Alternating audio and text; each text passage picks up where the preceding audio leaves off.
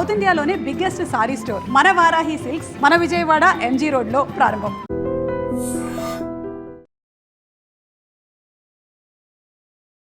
నమస్కారం, welcome to I dream. ధర్మ మార్గం విత్ విజిత కార్యక్రమానికి స్వాగతం.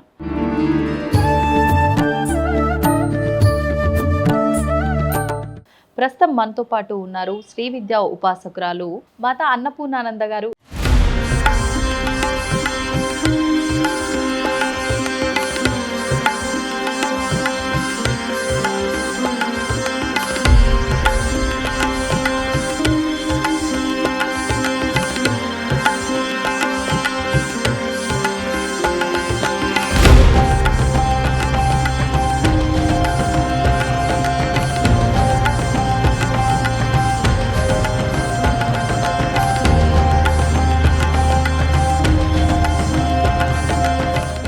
అమ్మతో మాట్లాడి మరిన్ని విషయాలు వివరంగా తెలుసుకుందాం.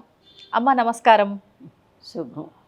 అమ్మ, నేను మీ గురించి విన్నంత వరకు కూడా ఎంతసేపు మన ధర్మాన్ని ముందుకు తీసుకెళ్ళాలి, మనం ఏదున్నా సేవ రూపంలో భగవంతుడికి మనం ఒక కృతజ్ఞత తెలుపుకోవాలి అనే విషయాలే ఎక్కువగా తెలియజేస్తున్నాయి.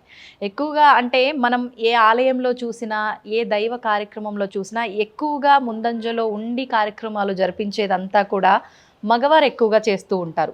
పౌరోహిత్యం దగ్గర నుంచి, పూజల దగ్గర నుంచి. ఆడవారు ఏమున్నా వాళ్ళకు సపోర్ట్గా ఉంటూ ఉంటారు అని చెప్పి అనిపిస్తూ ఉంటుంది. కానీ మీ గురించి విన్నంత వరకు ప్రతి దాంట్లో మీరే ముందుగా ఉండి అన్ని కార్యక్రమాలు జరిపిస్తూ ఆఖరికి ఒక ఆలయాన్ని నిర్మించి ఆలయంలో లలితా పరమేశ్వరి అమ్మవారి విగ్రహ ప్రతిష్టాపన చేసి అమ్మవారి సేవలో మీరు నిమగ్నమైపోయి ఉంటున్నారు. అసలు ఇదంతా ఎందుకు చేయాలనిపించింది, ఎక్కడ మొదలైంది ఈ ప్రస్థానం అంతా కూడా, వాటి గురించి తెలియజేయండి అమ్మా. అంటే మా పూర్వీకులంతా లలిత అమ్మవారిని కొలిచిన వాళ్ళే. ప్రతి తరంలో పిల్లలు లేకుండా పోయినారు. 6 తరాలు పిల్లలు లేరు. మా నాన్నగారిని 6వ తరం పెంచుకున్నారు. ప్రతి తరంలో పిల్లలు లేకపోతే వాళ్ళు చూసి చూసి చూసి ఎవరో ఒకరిని పెంచుకోవటం, దత్తు చేసుకోవటం, అమ్మవారిని ప్రతిష్ట చేయటం, అట్లా 7-8 తరాల నుంచి వస్తుంది. 6వ తరం మా నాన్నగారు లలిత అమ్మవారిని మా ఊరు ఒలివేరని, తెనాలి దగ్గర ఒలివేరు. తెనాలి అమ్మ మీది? తెనాలి. ఓకే. ఆ ఒలివేరులో ప్రతిష్ట చేశారు లలిత అమ్మవారిని. అది కూడా ఎట్లా, అక్కడ వరసని 5 ఊళ్ళు, ఒక పెద్ద గాలివాన వస్తే 5 ఊళ్ళల్లోకి 5 శివలింగాలు కొట్టుకొచ్చి అక్కడ వెలిసినాయి. ఇప్పుడు స్వయంభూలింగం మొన్ననే వెళ్ళొచ్చాం మా వాళ్ళందరం. అవునా? అయితే ఆ ప్రతిష్ట చేసిన తర్వాత మా తాతగారిని పెంచుకున్నారు, మళ్ళీ మా నాన్నగారిని పెంచుకున్నారు. నాన్నగారిని పెంచుకున్న తాతగారికి కూడా పిల్లలు లేరు. అట్లాగే 6 తరాల నుంచి లేరు. అవును. ఓకే. పెంచుకున్న తర్వాత మేము 11 మంది పుట్టాం. మీ నాన్నగారికి 11 మంది సంతానం. మగవారా ఆడవారమ్మా? 4 మగ పిల్లలు, 7 ఆడపిల్లలు. 7 ఆడపిల్లల్లో నేను 2వ దాన్ని. ఓకే. మా అక్కకి నాకు మధ్యలో మా అన్నగారు ఉన్నారు. ఆయన వయసులో ఉండగానే నక్సలైట్లు ఎత్తుకుపోయి ఆయన ఎక్కడున్నాడో తెలియక లాస్ట్లో ఒక క్యాన్సర్ అటాక్ అయిన తర్వాత వాళ్ళు పంపించారు. 1 సంవత్సరం ఉండే ఆయన చనిపోయినారు. అంతకుముందు ఆయన ఇంటి నుంచి వెళ్ళే ముందు ఆయనకి 3 పిల్లలు. ఆయన పెద్ద ఆవిడ మా అక్కగారు. మా వంశం అందరిలోకి ఇప్పుడు 6 తరాలు కదా. 7వ తరంలో ఆవిడ పెద్ద ఆవిడ మా వంశం మొత్తంలో. ఆవిడ చాలా మహిమ గల ఆవిడ. ఇప్పటికి ఆవిడకి జనవరి 29కి 92వ సంవత్సరం వస్తుంది. ఓ, ఎక్కడ ఉంటారమ్మా ఆవిడ? అదే వైజాగ్ దగ్గర నర్సీపట్నం అని ఉంది. అక్కడి నుంచి తుని వెళ్ళే రోడ్లో బలిఘట్టం అని ఉంది. ఆ కొండ మీద ఆశ్రమం ఆవిడ కూడా. అంటే మాతాజీగా ఉన్నారా? ఉన్నారు. లక్ష్మీదేవి పంచాయతన్ దేవాలయం. బాగా కార్యక్రమాలు అవి బాగా జరుగుతాయి. బాగుంటుంది. ఆవిడ అట్లా, రెండో ఆయన మా అన్న అట్లా. ఇక నేను నా పిల్లవాడికి జబ్బు చేసి ఎక్కడ తిరిగినా అది నయం కాక ఎంతమంది డాక్టర్లకు చూపించి చివరికి ఈ దేవుణ్ణి నమ్ముకున్నాం. మా అసలు మా ఈ పిల్లల కోసం మా పెద్దలు అక్కడక్కడ రామ పట్టాభిషేకాలు, రాముల వారి గుడిని స్థాపించడం, లలిత అమ్మవారిని గుడి స్థాపించడం, ఇట్లా చేసి ఆ పూజల యొక్క ఫలితాన్ని వంశానికి ధారపోసారు. ధారపోయటం అంటే వీళ్ళు చేసిందంతా ఇప్పుడు ప్రతి పూజలోనూ ఏ తత్ఫలం లలితా పరమేశ్వరీ దేవి కరచరణారవిందమస్తు సుప్రీత సుప్రసన్న వరదో భవతు అని చేతిలో నీళ్లు అక్షింతలు వేసుకుని వదిలిపెడతారు అమ్మవారి దగ్గర. అట్లా మాకు ఈ వంశానికి పిల్లలు కావాలని ఆ ఫలితాన్నంతా వంశానికి ధారపోసారు. మీ అబ్బాయికి ఆరోగ్యం బాగలేదు అన్నారు, ఏం జరిగిందమ్మా? ఆరోగ్యం అంటే అదేంటి జాండీస్ వచ్చినాయమ్మా. ఆ జాండీస్లో ఆ లివర్ గట్టి పడిపోయి సిరోసిస్ ఆఫ్ లివర్. అయితే ఎంతమంది డాక్టర్లకు చూపించినా ఎక్కడ తగ్గల. కాకపోతే ఇప్పుడు నేను ఎట్లా ఉన్నానో అట్లాగే వాడు అన్నం మానేసి అన్నం తినద్దు అన్నారు. ఉత్తగా ద్రవ పదార్థాలు, పండ్ల రసం, మరి బార్లీ, గ్లూకోజు, కొబ్బరి నీళ్ళు ఇట్లా. ఎంత నాకు 3 పిల్లలు, 2 మా పిల్లలు, 1 ఆడపిల్ల. ఏదన్నా పండగ వస్తే ఈ పిల్లవాడికి ఏమి పెట్టకుండా వాళ్ళకి చేసి పెట్టినా మిగిలిన వాళ్ళకి వీళ్ళు తింటూ వాడు అట్లా ఉంటే ఎంత బాధ. లేదు వాడిని వీళ్ళని వదిలేసేసి వాడట్టా ఉన్నాడు కదా అని అసలు చెయ్యకుండా ఉండనా, ఈ పిల్లలు ఎంత బాధ. అట్లా 12 సంవత్సరాలు అనుభవించానమ్మా. 12 సంవత్సరాలు ఆ మందులు మాకులు అవ్వే. ఆ రోజుల్లో నేను నెలకి ఒక 10,000 కూడా చాలేవి కాదు వాడి మందులకి, వాడి ఆ ద్రవ పదార్థాలన్నీ తాగడానికి చేయటానికి. ఎప్పుడమ్మా ఇదంతా? ఏ ఇయర్లో? 85 అనుకోండి. 85. అంటే దాదాపు 12 సంవత్సరాలు ఆరోగ్యరీత్యా ఇబ్బంది పడ్డాడు. దానివల్ల మీరు సతమతం అయ్యారు. అయినాను. ఉన్నవన్నీ అమ్ముకున్నాం, అర్చుకున్నాం, అన్నీ అయిపోయినాయి. వెండి బంగారం, ఇళ్ళు వాకిళ్ళు పొలాలు అన్నీ. అప్పుడు అమ్మవారిని గట్టిగా నిలదీసి అడిగారు. ఇట్లా ఉన్నా నేను పూజలు బాగా చేసుకునేదాన్ని. మా ఇంట్లో అందరూ అంతే. అంటే మరి మా పెద్దలు ధారపోసారు కదా పుణ్యం అంతా. అవును. అయితే అమ్మాయి ఎన్నాళ్ళు ఇంకా ఇట్లా శక్తి పోతుంది, డబ్బు లేదు, మరి ఎట్లా ఇది ఏదన్నా ఒక పరిష్కారం చెయ్యి, ఉంచుతావా నలుగురిలో తిరిగేట్టు, ఆరోగ్యం బాగుండేట్టు చెయ్యి, లేదంటావా తీసుకెళ్ళిపో అని గట్టిగా అన్న నీళ్ళు మానేసి ఒక తపస్సులాగా చేసుకున్నాం. ఆవిడ కల్లో ఒకసారి ఒక ముత్తైదులాగా కనిపించి కోటి కుంకుమార్చన చేయమని. ఏం చెప్పారు? కోటి కుంకుమార్చన. అమ్మవారికి లలిత సహస్రనామం కోటి కుంకుమార్చన అంటే 1,000 సార్లు చదవాలి అని చెప్పింది. అంటే అప్పటిదాకా మేము ఇళ్లల్లో ఏదో చేసుకోవటమే కానీ బయటికి వెళ్ళిన వాళ్ళం కాదు. ఆ రోజుల్లో అసలు ఆడవాళ్ళు బయటికి ఎవరు వస్తారు? అవును. ఇక అది చేశాను.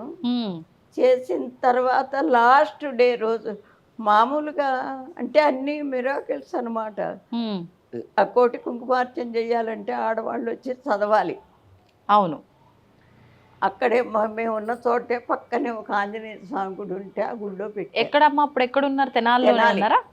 తెనాలి నందులపేటని అక్కడ ఉన్నాము. ఆ పక్కనే ఉంది ఆంజనేయ స్వామి గుడి. మొదలు పెట్టా కార్తీక మాసంలో. అంటే కార్తీక మాసం అంతే అంతా ఉపవాసాలు ఉంటారు కదా, తప్పనిసరిగా చదువుతారని. ఉంటే 10 రోజులైంది.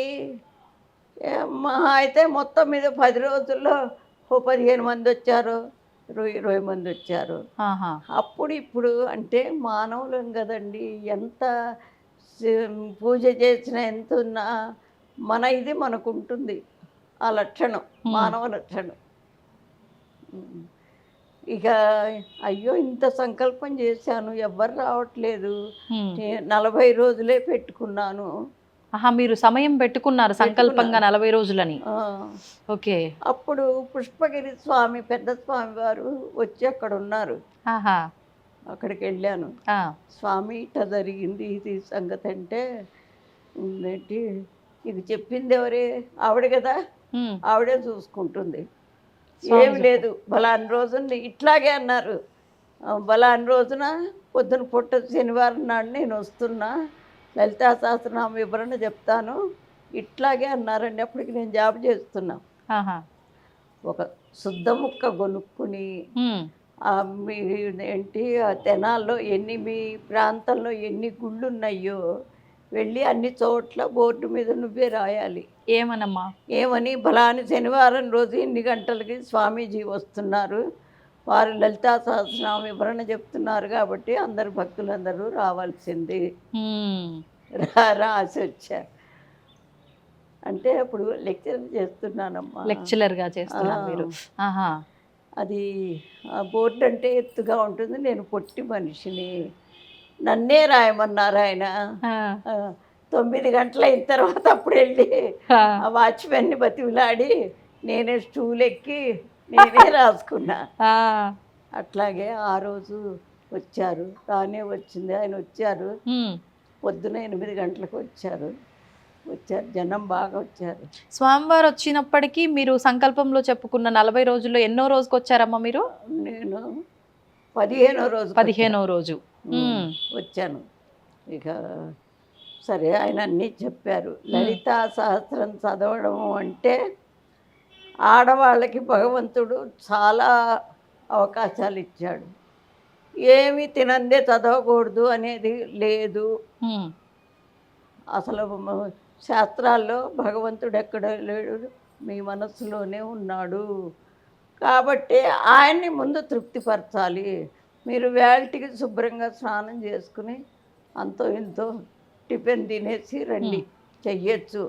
ఇది లోక కళ్యాణం కోసం మొదలుపెట్టింది. ఆయన చెప్పారు ఆ మాట అని చెప్పారు.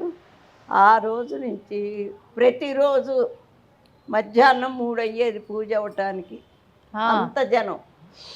ఓహో. ఆ రోజు నుంచి అన్నట్టుగానే కరెక్ట్గా 40 రోజుల్లో అయిపోయింది. దాదాపు ఎంత సంఖ్యలో వచ్చేవారమ్మా? కనీసం 100 మంది అట్లా వచ్చేవాళ్ళు. ముందు 10 మంది 15 మంది కాస్త చూడండి. కరెక్ట్గా 40 రోజులకి అయిపోయింది. కోటి అయిపోయింది.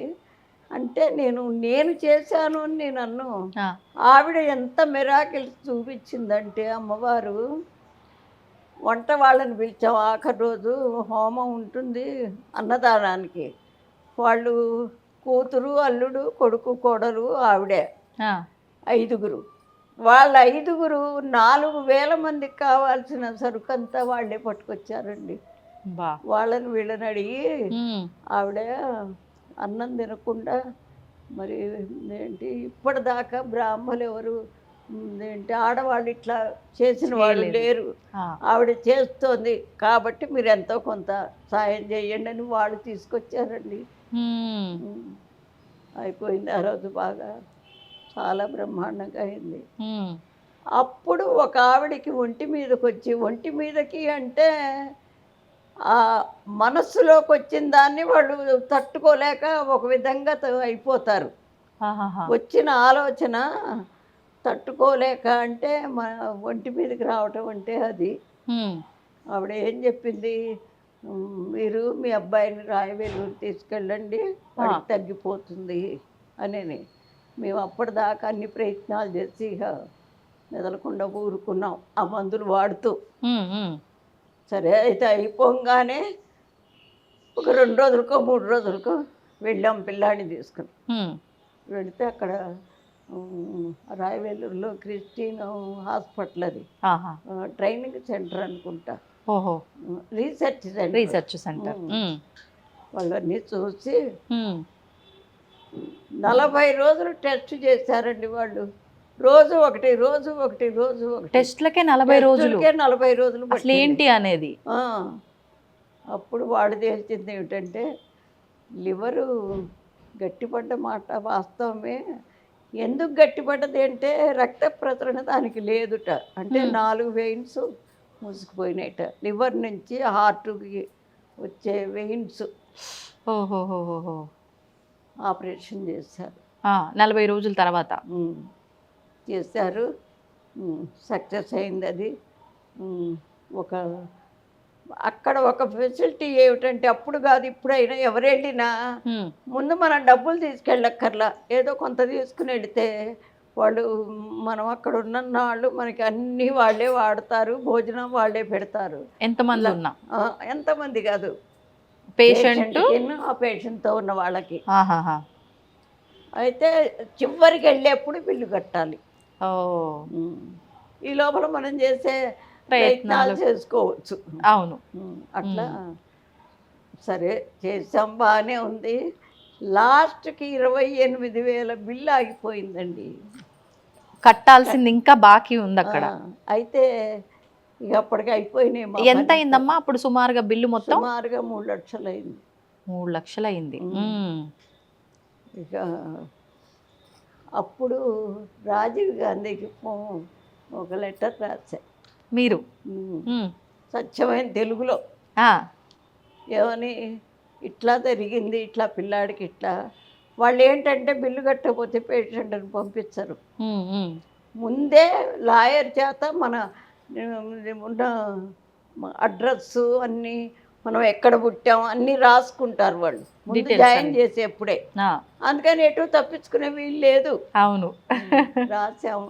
ఆయనకి రాస్తే మరి అమ్మవారి మహత్యం కాకపోతే అప్పటికి 3 కోట్ల మంది ఉన్నారు మన జనాభా. ఈ 3 కోట్ల మందిలో నేను ఏ విధం అండి, ఎక్కడ అసలు నా ఉనికి ఎక్కడ? మరి అది ఆయన దాకా పోయింది అంటే అది ఎంత మిరాకిల్ అండి. చూశారు, వెంటనే ఎవరినో పంపించారు, అక్కడంతా ఎంక్వైరీ చేసుకుని అప్పటి నుంచి పిల్లవాడు ఎప్పుడు వచ్చినా మందులు ఉచితంగా అన్నీ ఇచ్చి ఏర్పాట్లు రాసేసారు ఆయన. మళ్ళీ మళ్ళీ మళ్ళీ వచ్చే ట్రీట్మెంట్లకు అన్నిటికీ ఉచితమే. ఇక వచ్చేసాం అనుకో. ఎంత చక్కటి ఆలోచన చేశారమ్మా మీరు. ఎలా వచ్చింది మీకు ఆలోచన అప్పుడు? అంటే నేను పార్టీలో తిరిగానండి. అందులో అప్పుడు కూడా మనకి స్వతంత్రం వచ్చేటప్పటికి ఆడవాళ్ళు పెద్దగా పాల్గొనలే. అందులో ఫస్ట్ మనకి ప్రధానమంత్రి ఆడమనిషి అయింది. అది నాకు చాలా సంతోషం. అంటే మీరు ఉన్నారు అప్పుడు స్వాతంత్రం వచ్చినప్పుడు? 35 పుట్టానమ్మా. ఓ, 1937. నాకు అన్నీ, నేను కూడా దాంట్లో పాల్గొన్నా. మీరు 35లో పుట్టారు, 47లో వచ్చింది. అంటే మీరు మొత్తం అన్ని కార్యక్రమాల్లో ఇన్వాల్వ్ అయ్యి ఉన్నారు. సో స్వాతంత్ర సమర యోధురాలైతే. సంతోషం అమ్మ కలిసినందుకు నిజంగా. అయితే ఇక అట్లాగే మిరాకిల్గా చాలా మిరాకిల్స్ వచ్చినాయండి. ఎవరికైనా వస్తాయి, నేను అది ఖచ్చితంగా చెప్తా. ఎట్లా, ఇప్పుడు పిల్లవాడు ఎంత తెలివిగలవాడైనా చదివితే కదా అది వాడికి తెలివితేటలు ఉన్నది లేనిది తెలిసేది, పాస్ అయ్యేది. అవును. అట్లాగే ఈ దైవారాధనలో కూడా ఎంత తెలిసినా దాన్ని అనుకరించే పద్ధతిలో కనుక చేస్తే ఖచ్చితంగా అన్నీ వస్తాయి. భగవంతుడు అంటే అది మనకు కనపడినంత మాత్రం లేడు అనుకోవటానికి వీల్లేదు.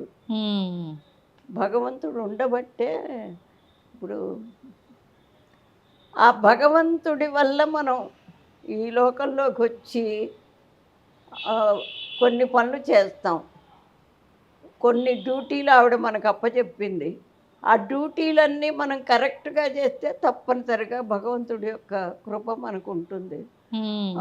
నువ్వు పుట్టించడం మటుకే ఇంకా నీదే ఉందిలే అనుకుంటే అది మాత్రం అసలు కుదరని పని. అట్లా చేస్తానే ఈ పిల్లవాడు. ఇంకో మిరాకిల్ ఏంటో తెలుసా అండి, వీడు జబ్బు పడ్డప్పుడు 9th ఏదో చదువుతున్నాడు మా అబ్బాయి. ఇంటికి వచ్చిన తర్వాత సొంతగా చదువుకుని ఫస్ట్ ఆంధ్ర మెట్రికులేషన్ రాశాడు. అది అక్కడ యూనివర్సిటీ ఫస్ట్ సెకండ్ వచ్చాడు. తర్వాత ఇంటర్మీడియట్ చేర్పించాం. చేర్పిస్తే జిల్లా ఫస్ట్ వచ్చాడు ఇంటర్మీడియట్లో. తర్వాత బిఎస్సి మ్యాథ్స్తో కాలేజ్ ఫస్ట్ వచ్చాడు. ఊరికే అన్నీ వచ్చాడు, అన్నీ చదువుతున్నాడు, బాగానే ఉంది. మరి వచ్చిన తర్వాత ఊరికే ఉండటం ఎందుకని మన ఎంసెట్ రాశాడు. రాస్తే 74 ర్యాంక్ వచ్చింది. వచ్చేసి తనకి మొదటి నుంచి బొమ్మలు వేయటం చాలా ఇది, అందుకని బీఆర్క్లో చేరాడు, ఆర్కిటెక్చర్. ఓకే. ఈ ఇళ్ళు అవన్నీ ప్లానింగ్ అంతా, అది కూడా మంచిగా పాస్ అయినాడు. తర్వాత పెళ్ళి అయింది. ఆపరేషన్ చేసినప్పుడు వాళ్ళు 8 ఏళ్ళు టైం ఇచ్చారు. ఎందుకమ్మా? ఎందుకంటే లోపల స్టంట్లు వేశారు. అవి మరి ఏమో అప్పటికి మళ్ళా ఏమవుతుందో ఇబ్బంది వస్తుందేమో అని నికరంగా వాళ్ళు మనకి గట్టి ఇది గ్యారెంటీ చెప్పలే. అట్లాంటిదే 30 ఏళ్ళు బతికాడమ్మా. 30 ఏళ్ళు బతికాడు. పెళ్లి చేసుకున్నాడు, 2 ఆడపిల్లలు. తర్వాత వెళ్ళిపోయినాడు ఆయన. అయ్యో. అట్లా అమ్మవారు మనస్ఫూర్తిగా చేస్తే మిరాకిల్స్ చాలా ఉంటాయి. అప్పుడు కాదు ఇప్పుడైనా అంతే. ఇప్పుడు ఇదే సేమ్ చూడండి, ఎన్నో ఏళ్ళ నుంచి చేస్తున్నాను పూజలు. అబ్బో కాశీలో కూడా చేసి వచ్చా, కోటి కుంకుమార్చన. కాశీలో చేయటం అంటే మరి కూర్చుని చేసే వాళ్ళు ఉండాలిగా. అవును. అంత సొంత నా డబ్బు పెట్టుకుని 50 మందిని తీసుకుని వెళ్ళి, ఇక్కడ నుంచి తీసుకెళ్లారా? తెనాలి నుంచి తీసుకెళ్లారు. తీసుకుని వెళ్ళి అక్కడ కూడా ఒక పెద్ద ఆంధ్రాశ్రమం అని ఉంది. అక్కడ శుభ్రంగా వాళ్ళు పెద్ద హాల్ ఒకటి ఇస్తారు. 13 గదులు తీసుకున్నా అందరికి. అది అన్ని హోమాలు చేసి అక్కడ చాలా ఇది చేసాము. అవన్నీ మరి భగవంతు అంటే ఎప్పుడైతే మానవుడు ఊరికే కిరికిరి అభిప్రాయాలు ఎప్పుడు వస్తాయో ఏ పని కాదు, శంక ఉండొద్దు. అప్పటికప్పుడు శంక లేకుండా ఉన్న పని అయినా తర్వాత అది ట్రబుల్ వస్తుంది తప్పనిసరిగా. ఇప్పుడు ఏ కిరికిరి చేసుకున్నా అమ్మవారిని తలుచుకున్నా అప్పటికి మంచిగా రావచ్చు, సక్సెస్ అవ్వచ్చు. కానీ ఒకప్పటికి అది తప్పనిసరిగా ఇదైపోతుంది. ఇప్పుడు మీ అబ్బాయి వాళ్ళ పిల్లలు, మీ కోడలు ఎక్కడున్నారమ్మా? మీతోనే ఉంటున్నారా? లేదు, అక్కడ బడంగపేటని, బడంగపేటలో ఇల్లు కట్టుకున్నాడు. ఒక మనవరాలు ఇప్పుడు నా దగ్గరే ఉంది. ఎందుకంటే తను ఎంఎస్సీ అనుకుంటా చేస్తోంది, ఇక్కడెక్కడో చేస్తోంది. ఇక్కడ దగ్గర అని నా దగ్గరే ఉంది. పెద్ద అమ్మాయి కూడా బీఆర్కు మా నాన్న చేసిందే నేను చేస్తానని చదివి తను కూడా అక్కడ మన చిలుకూరు పోయే దోవలో ఒక ఏదో కాలేజీ ఉంది, కాలేజీ ఫస్ట్ వచ్చింది తను. తనకి మొన్న మార్చిలో పెళ్లి చేసాం. పెళ్ళయింది. బాగానే ఉన్నారు వాళ్ళు. అందుకని భగవంతుణ్ణి నమ్మని వాడికి అప్పటికప్పుడు బాగున్నా తర్వాత ఇది తెలుస్తుంది. ఇప్పుడు మన పెద్దలు ఉన్నారండి, మీ ముత్తమ్మ గారిని మీరేమన్నా చూసారా? చూడలా. ఎవరో మీ అమ్మ చెప్పిందో, మీ నాన్నగారు ఎవరో చెప్పారు మా అమ్మగారు ఇట్లా ఉంటారు అట్లా అని ఓ ఫోటో చూపిస్తారు. నమ్ముతామా నమ్మమా? నమ్ముతాం. అట్లాగే భగవంతుడు కూడా ఫోటోలు పెట్టుకునేది ఎందుకు? వాళ్ళు ఇలా ఉంటారు, ఈ గొప్ప పనులు చేశారు అనేది చెప్తుంటే ఖచ్చితంగా నమ్మటము అంటే ఏదో పూజలు చెయ్యాలి అది ఇది అని కాదు. మనల్ని సృష్టించిన తల్లి అక్కడ ఉన్నది అనేది ఒక మనస్ఫూర్తిగా నమ్మితే ఖచ్చితంగా వాళ్ళకి ఏ ఇబ్బందులు ఉండవు. ఓకే. ఇప్పుడు మీరు అంటే అమ్మవారి దగ్గర మీరు ఫైట్ చేయడము, మీ బాధని చెప్పుకోవడం వల్ల అమ్మవారు మీకు ఆ కోటి కుంకుమార్చన, లలిత సహస్రనామార్చన చేయమనటము, మీరు అదంతా చక్కగా ఆచరించడము, తర్వాత ఇదంతా చాలా చక్కగా జరిగింది. కొన్ని మిరాకిల్స్ కూడా జరిగాయి. తర్వాత మీరు ఈ ఆలయం కట్టించాలని కానివ్వండి, మళ్ళీ హైదరాబాద్కు రావటము, ఇవన్నీ ఎలా జరిగాయమ్మా? అప్పుడు పిల్లవాడు ఎప్పుడైతే అమ్మా నువ్వు వాడిని సవ్యంగా ఉంచి అందరిలో తిరిగేట్టు చేస్తే సరి, అట్లా కనుక జరిగితే నా జీవితం మిమ్మల్ని ప్రతిష్ట చేసి నా జీవితం మీ సేవలో గడుపుకుంటాను అని ఒట్టు పెట్టాను. అప్పట్లోనే అప్పుడే పెట్టాను. ఆ, ఆ. సరే ఆవిడ చేయాల్సిందంతా చేసింది, అంతా బాగానే ఉంది. మరి మాట అన్నందుకు అందులో భగవంతుడి దగ్గర మాట. భగవంతుడి దగ్గర, అవును.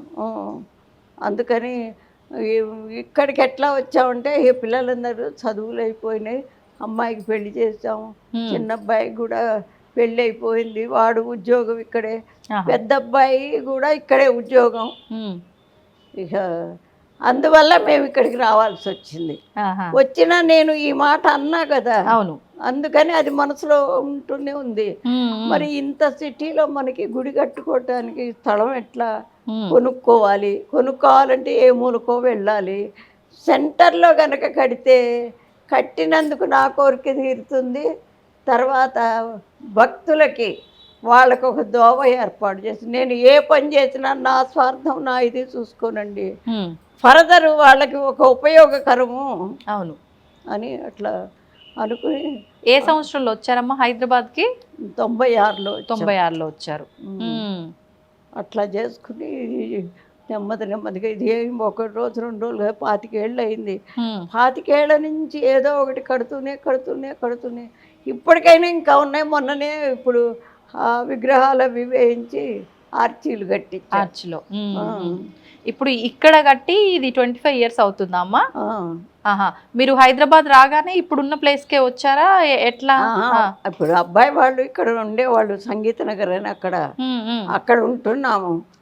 అక్కడ ఉంటూ నాకు ఈ వార్డు కౌన్సిలర్ గారు పరిచయం అయితే, ఇట్లా ఒక హనుమంతుడు కనపడితే ఆయన వెంబడి వెళ్ళటం, అక్కడ ఒక గుడి చూడటం, ఆ గుడిలో ఉండటం, అప్పటి నుంచి కాస్త 1 సంవత్సరం 2 ఏళ్ళు అట్లా అని అయిన తర్వాత ఇక్కడికి వచ్చాను. కౌన్సిలర్ గారు చూపించారు. ఇది ముందు హనుమంతుని గుళ్ళో చేసేవారు అంటే అక్కడ సేవ చేసేవారా? ఇక్కడలాగా పూజలు అన్ని చేసేవారా? చేసేదాన్ని. నాకు ఆ మధ్యలోనే మా ఊళ్ళో ఉన్నాయి. ఇప్పుడు మనస్సు బాగుండకపోతే ఏదో ఒక పనిలో నిమగ్నం అయితే ఖచ్చితంగా ఒక ప్రశాంతత వస్తుంది. అట్లాగే మరి ఇంత పిల్లాడు ఇట్లా అయినాడు అనుకుంటే అప్పుడు చదువుకున్నా నేను. చిన్నప్పుడు చదువుకోలే. చిన్నప్పుడు 6వ తరగతి మటుకే ఎడ్లపల్లిలో ఉండేవాళ్ళం. నేను మా నానమ్మ వాళ్ళ దగ్గర ఉండేదాన్ని. ఎందుకంటే నా తర్వాత చెల్లెలు 1 సంవత్సరం 1 నెల తిన్నది. అవటాన పాలనలతో పడతారని మా నాన్నమ్మ తీసుకెళ్ళారు నన్ను. తీసుకెళ్తే అక్కడ 11 ఏళ్ళు పెరిగాను. 6వ తరగతి దాకా చదివా. తర్వాత మా తాతగారు చనిపోయినారు. తాతగారు అంటే నాన్న అనమాట. చనిపోయిన తర్వాత ఇక మళ్ళా అమ్మగారింటికి వచ్చేసేసారు. ఎందుకంటే నానమ్మని మా బాబాయ్ తీసుకెళ్ళిపోయినారు, హైదరాబాద్లో ఉండేవారు. ఇక ఆవిడని తీసుకెళ్ళిన తర్వాత ఇంటికి వెళ్ళాను. 2 ఏళ్ళు ఉన్నాను, లేదో పెళ్లి చేసేస్తారు. 13వ ఏడు వచ్చింది, పెళ్లి చేశారు. 13వ ఏడే పెళ్ళి అయిపోయింది మీకు? 14 వచ్చేసరికి మా అబ్బాయి పుట్టాడు, పెద్ద అబ్బాయి. ఈ అబ్బాయి ఇప్పుడు మీరు ఆరోగ్యం బాగోలేదని చెప్పిన అతను 14వ ఏటే. 15, 16 లేదు ఇంకొక అమ్మాయి, 17, 18 లేదు ఒక అమ్మాయి, 21 వచ్చేసరికి ఇప్పుడున్న అబ్బాయి పుట్టేసి ఇక అంత మటుకు అయ్యి ఇక వాళ్ళని చూసుకుంటూ ఇంట్లో పూజ చేసుకుంటూ ఇంకా నెమ్మదిగా హిందీ చదవటం మొదలుపెట్టి. ఎందుకమ్మా హిందీని ఎందుకు చదవడం? అంటే మరి అప్పటికి ఇంగ్లీష్, అప్పుడు 6th క్లాస్లో అక్షరాలు నేర్పారు మాకు. అప్పుడు అట్లుండేది, ఇంగ్లీష్ ఉండేది కాదు. 5వ తరగతి దాకా అంతా తెలుగు. 6వ తరగతికి వస్తే ఇంగ్లీష్ అక్షరాలే. అంత మటుకి 1 సంవత్సరం వల్ల అవే ఏబిసిడీలు అంతే. 7వ తరగతికి వస్తే అప్పుడు పదాలు, చిన్న పదాలు. అది చదవటం కష్టమేమో అనుకుని నేను దానిలోకి పోకుండా హిందీ చదివాను. ఆ హిందీ నెమ్మదిగా, అది కూడా ఒక మిరాకిల్. ఏంటమ్మా? మా వారికి తెలియకుండా చదివా. ఆ, ఆయనకి ఇష్టం ఉండదు. ఆ, నేను తెలియకుండా చదివా. ఆయన కూరగాయలది కమిషన్ కొట్టు పెట్టుకున్నారు. ఆహా, చీకటితో 5ంటికి వెళ్ళేవారు, మధ్యాహ్నం 2ంటికి వచ్చేవారు. హ్మ్. ఈ లోపల పిల్లల్ని బడికి పంపించడం, నేను ఈ పని చేయటం. ఇంట్లోనే చదువుకునేవారా అమ్మ మీరు? మీరు నేర్చుకోవడానికి బయటికి వెళ్ళేవారా? వెళ్ళేదాన్ని. ఆహాహా, ఆ, సర్వోదయ కేంద్రం అని ఉంది, ఓకే ఓకే, వినోబా భావే గారు పెట్టింది. ఆ, ఆ, దాంట్లో చదువుకుంటూ ఎంత ఒక గంట గంటన్నర. ఆ, 10ంటికి వెళ్ళేదాన్ని, 11:30కి వచ్చేదాన్ని. హ్మ్. వచ్చిన తర్వాత ఆయనకి వంట చేసేదాన్ని. ఆ, ఉమ్. ఓకే. అట్లా ఎప్పుడు చెప్పారమ్మా మళ్ళీ మీ వారికి? నేను ప్రవీణ పాస్ అయినా. ఆ, ప్రవీణ్ అంటే బిఏతో సమానం, హిందీ. ఓహో, ఉమ్. హ్మ్. అయిన తర్వాత ట్రైనింగ్కి వెళ్ళాలని, ఆ, టీచర్ టీచర్ ట్రైనింగ్ కి. అనుకుంటే ఇక అప్పుడు చెప్పడం తప్పలా. ఇట్లా గంట గంటన్నర కాదుగా ట్రైనింగ్ అంటే. అవును అవును, చాలా టైం పడుతుంది, అక్కడే ఉండాలి. 10ంటికి వెళ్ళినా కానీ 2ంటి దాకా ఉండాలి, మళ్ళీ సాయంత్రం వెళ్ళాలి. హ్మ్. అయ్యే చెప్పక తప్పల. ఆ, చెప్పానప్పుడు అప్పుడు ఏంటి వారి రియాక్షన్? వద్దన్నారా? ఆ, మానేశానికి ఏం చేస్తాం. ఆ, అయిన తర్వాత ఏ ట్రైనింగ్ లేకపోయినా ఎంఏ చదివాను హిందీలోనే, సాహిత్య రత్న. ఓ, వారికి తెలుసా మీరు ఇది చదువుతున్నట్టు మళ్ళీ? అది కూడా తెలియదు చెప్పలే. ఆయనకి. ఆ, సాహిత్య రత్న చదివాను. ఆ, కాకపోతే ట్రైనింగ్కి వెళ్ళాలి అనుకుంటే మరి జనరల్ క్వాలిఫికేషన్ కావాలన్నారు. ఆహాహా, నేను చదివింది 6వ తరగతి 6వ కదా. తరగతి. అప్పుడు ఆంధ్ర మెట్రిక్ చదివా. హ్మ్. అది కూడా ఈ ట్యుటోరియల్ కాలేజీలు ఉంటాయి చూడండి, అవును. అట్లాంటి కాలేజీలో. ఆ, పాపం నేను గృహిణినని, మరి పిల్లల్ని ఇట్ట పెట్టుకుని చదువు మీద ఆపేక్షత వస్తుందని వాళ్ళు క్లాసులు నా నా సమయానికి అనుకూలంగా మార్చారండి. బాబా బా. ఎక్కడున్నారో కానీ నిజం చెబుతున్నా. హిందీ కూడా అంతే. ఆ, అయితే ఇంకా నెమ్మదిగా ఇంటర్మీడియట్ చదివాను, బిఏ చదివాను, ఎంఏ చదివాను. ఇది ఎంఏ అయిపోయింది. హ్మ్. అప్పుడు ఉద్యోగం చేశాను. ఉద్యోగాలు చేరా. ఫస్ట్ పార్ట్ టైంకి వెళ్ళా హిందీ లెక్చరర్గా, ఆ, తెనాలి జేఎంజే కాలేజీలో వెళ్తే అది కూడా తెలియదు ఆయనకి. అంటే జాబ్కి వెళ్ళినప్పుడు కూడా చెప్పలే మీరు? పార్ట్ టైం అంటే 8ంటికి వెళ్ళిపోవటం, ఆ, 12ంటికి రావటం. ఓ, ఇంకా మేనేజ్ చేసుకోవచ్చులే చెప్తే ఒప్పుకోరని. ఆ చదువు మీద ఆపేక్ష అట్లా ఉండేదండి. ఆ. నాకు ఎంత ఇష్టమో చదువు ఎందుకమ్మా అంటే. అంత మక్కువ ఏమో ఎందుకని? మరి ఆ, చదివాను. అప్పుడు అక్కడ చేసుకుంటూనే విడిగా కాన్వెంట్ పెట్టాను, ఇంగ్లీష్ మీడియం కాన్వెంట్. హ్మ్. మీరే? 5గురు టీచర్స్ని. ఆ రోజుల్లో ఆడవాళ్ళు ఎవరు అట్లా పెట్టిన వాళ్ళు లేరు. ఆ, పెట్టాను. ఓ 1000 మంది పిల్లలు చేరారు. 1000 మంది? 14 మంది టీచర్లు ఉండేవాళ్ళు. మొదట మొదట ఎంతమంది టీచర్లు, ఎంతమంది పిల్లలతో స్టార్ట్ అయింది? మొదట అంటే ఒక 20 మందితో 20 స్టార్ట్ మందితో. అయింది. ఆ, ఆ, అది ఆడవాళ్ళు ఎవరు చెప్పేవాళ్ళు లేరు అప్పుడు. అవును. అందువల్ల ఆడవాళ్ళు ఆవిడ బాగా చెబుతుంది అని, అది గంగానమ్మపేట తెనాలి, ఆ, దాంట్లో ఇక అది బాగా సాగింది. ఆహాహా, అప్పుడు చెప్పాల్సి వచ్చింది. ఆ, అప్పుడు ఎందుకంటే మరి అంత పెద్ద ఇన్స్టిట్యూట్ నడపటం అంటే కొంచెం కష్టమే కదా. ఆ, ఇటేమో కాలేజీకి వెళ్ళటం, అటు అది చూడటం. అప్పుడు చెప్పాను, ఇంకేం అనలేదు. తర్వాత 12 ఏళ్ళు అట్లా జరిగింది బాగా. ఆ, 77 గాలివాన్ వచ్చింది ఒకటి, హ్మ్. దివిసీమ గాలివాన్. ఆహాహాహా. అప్పుడు ఆ గాలివానకి మేము పెట్టిన స్కూల్ పెట్టిన ఇల్లు పడిపోయింది. అయ్యో. అక్కడి నుంచి ప్లేస్ మార్చాం.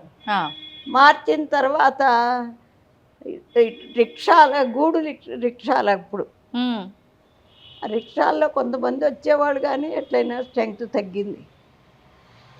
దూరంగా ఉండేదా అమ్మ? చాలా దూరంగా. ఆహాహా. అంటే ఇప్పుడంటే అందరూ ఇస్తున్నారు, కానీ అప్పుడు అమ్మో పిల్లలకి ఇస్తే ఇల్లు పాడు చేస్తారు, హ్మ్. అది చేస్తారు, ఇది చేస్తారు అని డబ్బు దొరికేది కాదు. Okay okay. ఆ, అట్లా ఆ, నడిపాను. తర్వాత ఎవరు లేని అన్నదమ్ములు 2 చదువుకున్నారు కానీ ఉద్యోగాలు రాలా, వాళ్ళకి ఇచ్చేసారు మీరు నడుపుకోండి అని. ఉద్యోగాలు లేవు వాళ్ళకని మీరు ఇచ్చేసారు నడుపుకోమని. అది కూడా ఎందుకు అంటే మా అమ్మాయికి అప్పటికే నాకు పెళ్ళైనట్టే అమ్మాయికి కూడా 15 ఏట చేసేసా. ఆవిడకి జాండీస్ వచ్చినాయి అమ్మాయికి. అంటే ఫస్ట్ ప్రెగ్నెన్సీ రాగానే జాండీస్ వచ్చినాయి. అప్పుడు డాక్టర్ గారు ఏమన్నారంటే అమ్మ రోజు అబ్జర్వ్ చేయాలి మీరు, ఆవిడ హాస్పిటల్లో చేర్పించండి అని చెప్పారు. Okay okay. చెప్పి ఆ డాక్టర్ గారు ఇప్పుడు ఏదో స్వామి చెప్పినట్టు ఇంట్లో నుంచి బయటికి రాని దాన్ని ఇక నాకు ఎవరు కనపడితే వాళ్ళతో స్నేహం చేయటం, వాళ్ళకి కావాల్సినవన్నీ అమర్చడం, అట్లా అప్పుడు ఆడవాళ్ళ దెబ్బను బయటికి వెళ్ళేవాళ్ళు. అదే అట్లా ఉంటాను. డాక్టర్ గారు కూడా బాగా పరిచయం.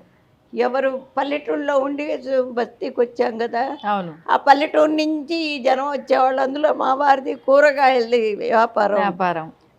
ఆ కూరగాయలు తీసుకుని వచ్చేవాళ్ళు రైతులు. మరి హాస్పిటల్కి వెళ్ళాలి వదినమ్మా అనేవాళ్ళు, వాళ్ళని తీసుకెళ్తే అట్లా డాక్టర్ గారు బాగా పరిచయం అయ్యి బావమరుదులు కొడాలి వీరయ్య గారు, వీర రాఘవ గారు అని ఆయన చెప్పారు. అమ్మా ఆయన పక్క రోడ్లో రూమ్స్ ఉండేవి డాక్టర్ గారివి, అక్కడెక్కడన్నా మీరు ఒక ఇల్లు తీసుకుని ఉండండి, నేను రూమ్స్కి వస్తా కాబట్టి వచ్చి చూసిపోతాను అమ్మాయిని, ఇక్కడ చేర్చడం అంటే మీకు ఇబ్బందేనని చెప్పారు ఆయన. అట్లాగే అక్కడ ఒక ఇల్లు తీసుకుని అందులో చేరి అప్పుడు ఆ పిల్లలకి ఇచ్చేసి ఆ స్కూలు దీనికి దానికి నడవక. అవతల కాలేజీ ఉంది నాకు.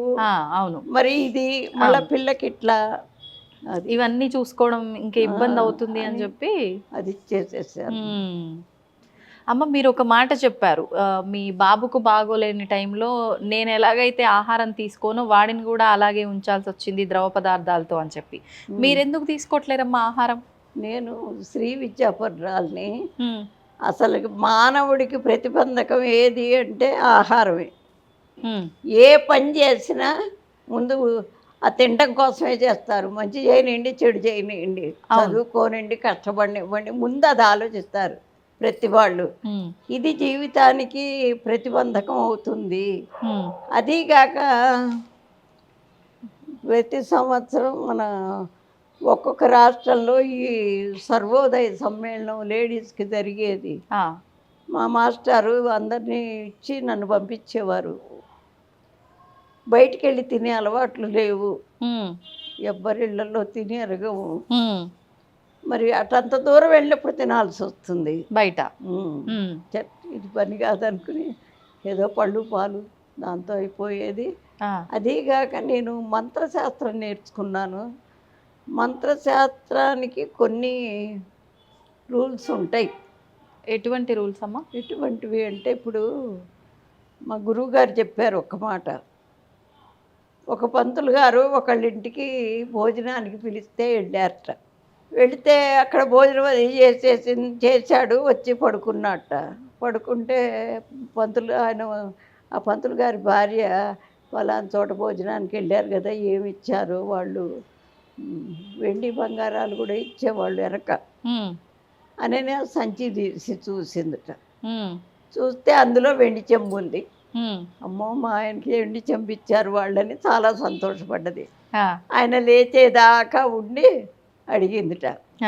అడిగితే ఆయన లేచి లేవగానికి అసలు మంచినీళ్ళు తాగి ఏంటి టవల్ పైన వేసుకుని ఏది ఇటు తీసుకురావే అన్నట్ట.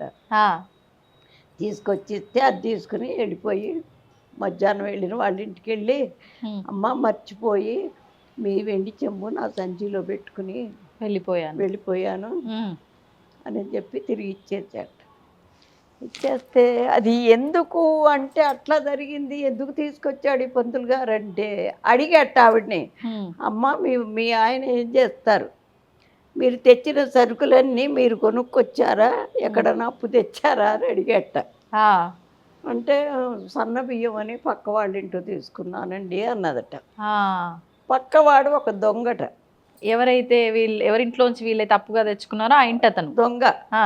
అయితే ఆ దొంగతనం చేసి తీసుకొచ్చిన డబ్బుతో ఆ బియ్యంతో వండి పెట్టటాన ఈయనకి ఆ దొంగ బుద్ధి వచ్చింది. ఓ ఆహారం తిన్నందువల్ల. ఉమ్. వచ్చి నిద్రపోయలేసరికి అరిగిపోయిందిగా. అప్పుడు బాగా స్ట్రైక్ అయింది, అయ్యో నేను పొరపాటు చేశానని. ఉమ్. అందుకని మంత్రోపదేశమైన వాళ్ళు ఎవ్వరూ కూడా బయట ఎక్కడా తినకండి అని చెప్పి ఆయన బాగా డీప్గా చెప్పారు. ఉమ్. అప్పటి నుంచి ఇక మానేశాను అట్లా. ఏ సంవత్సరంలో అమ్మ, మీకు ఎన్ని సంవత్సరాలు ఉన్నాయి అప్పుడు? 38. మీరు 38 సంవత్సరాలు అప్పుడు. ఇప్పుడు ఎంత అమ్మ మీ వయసు? 88. దాదాపు ఒక 50 సంవత్సరాల పైనే అయింది అనుకుంటా అయితే. ఆ, అంటే అసలు ఏం తింటారమ్మా కంప్లీట్? బయటి ఫుడ్ అంటే ఇంట్లో ఫుడ్?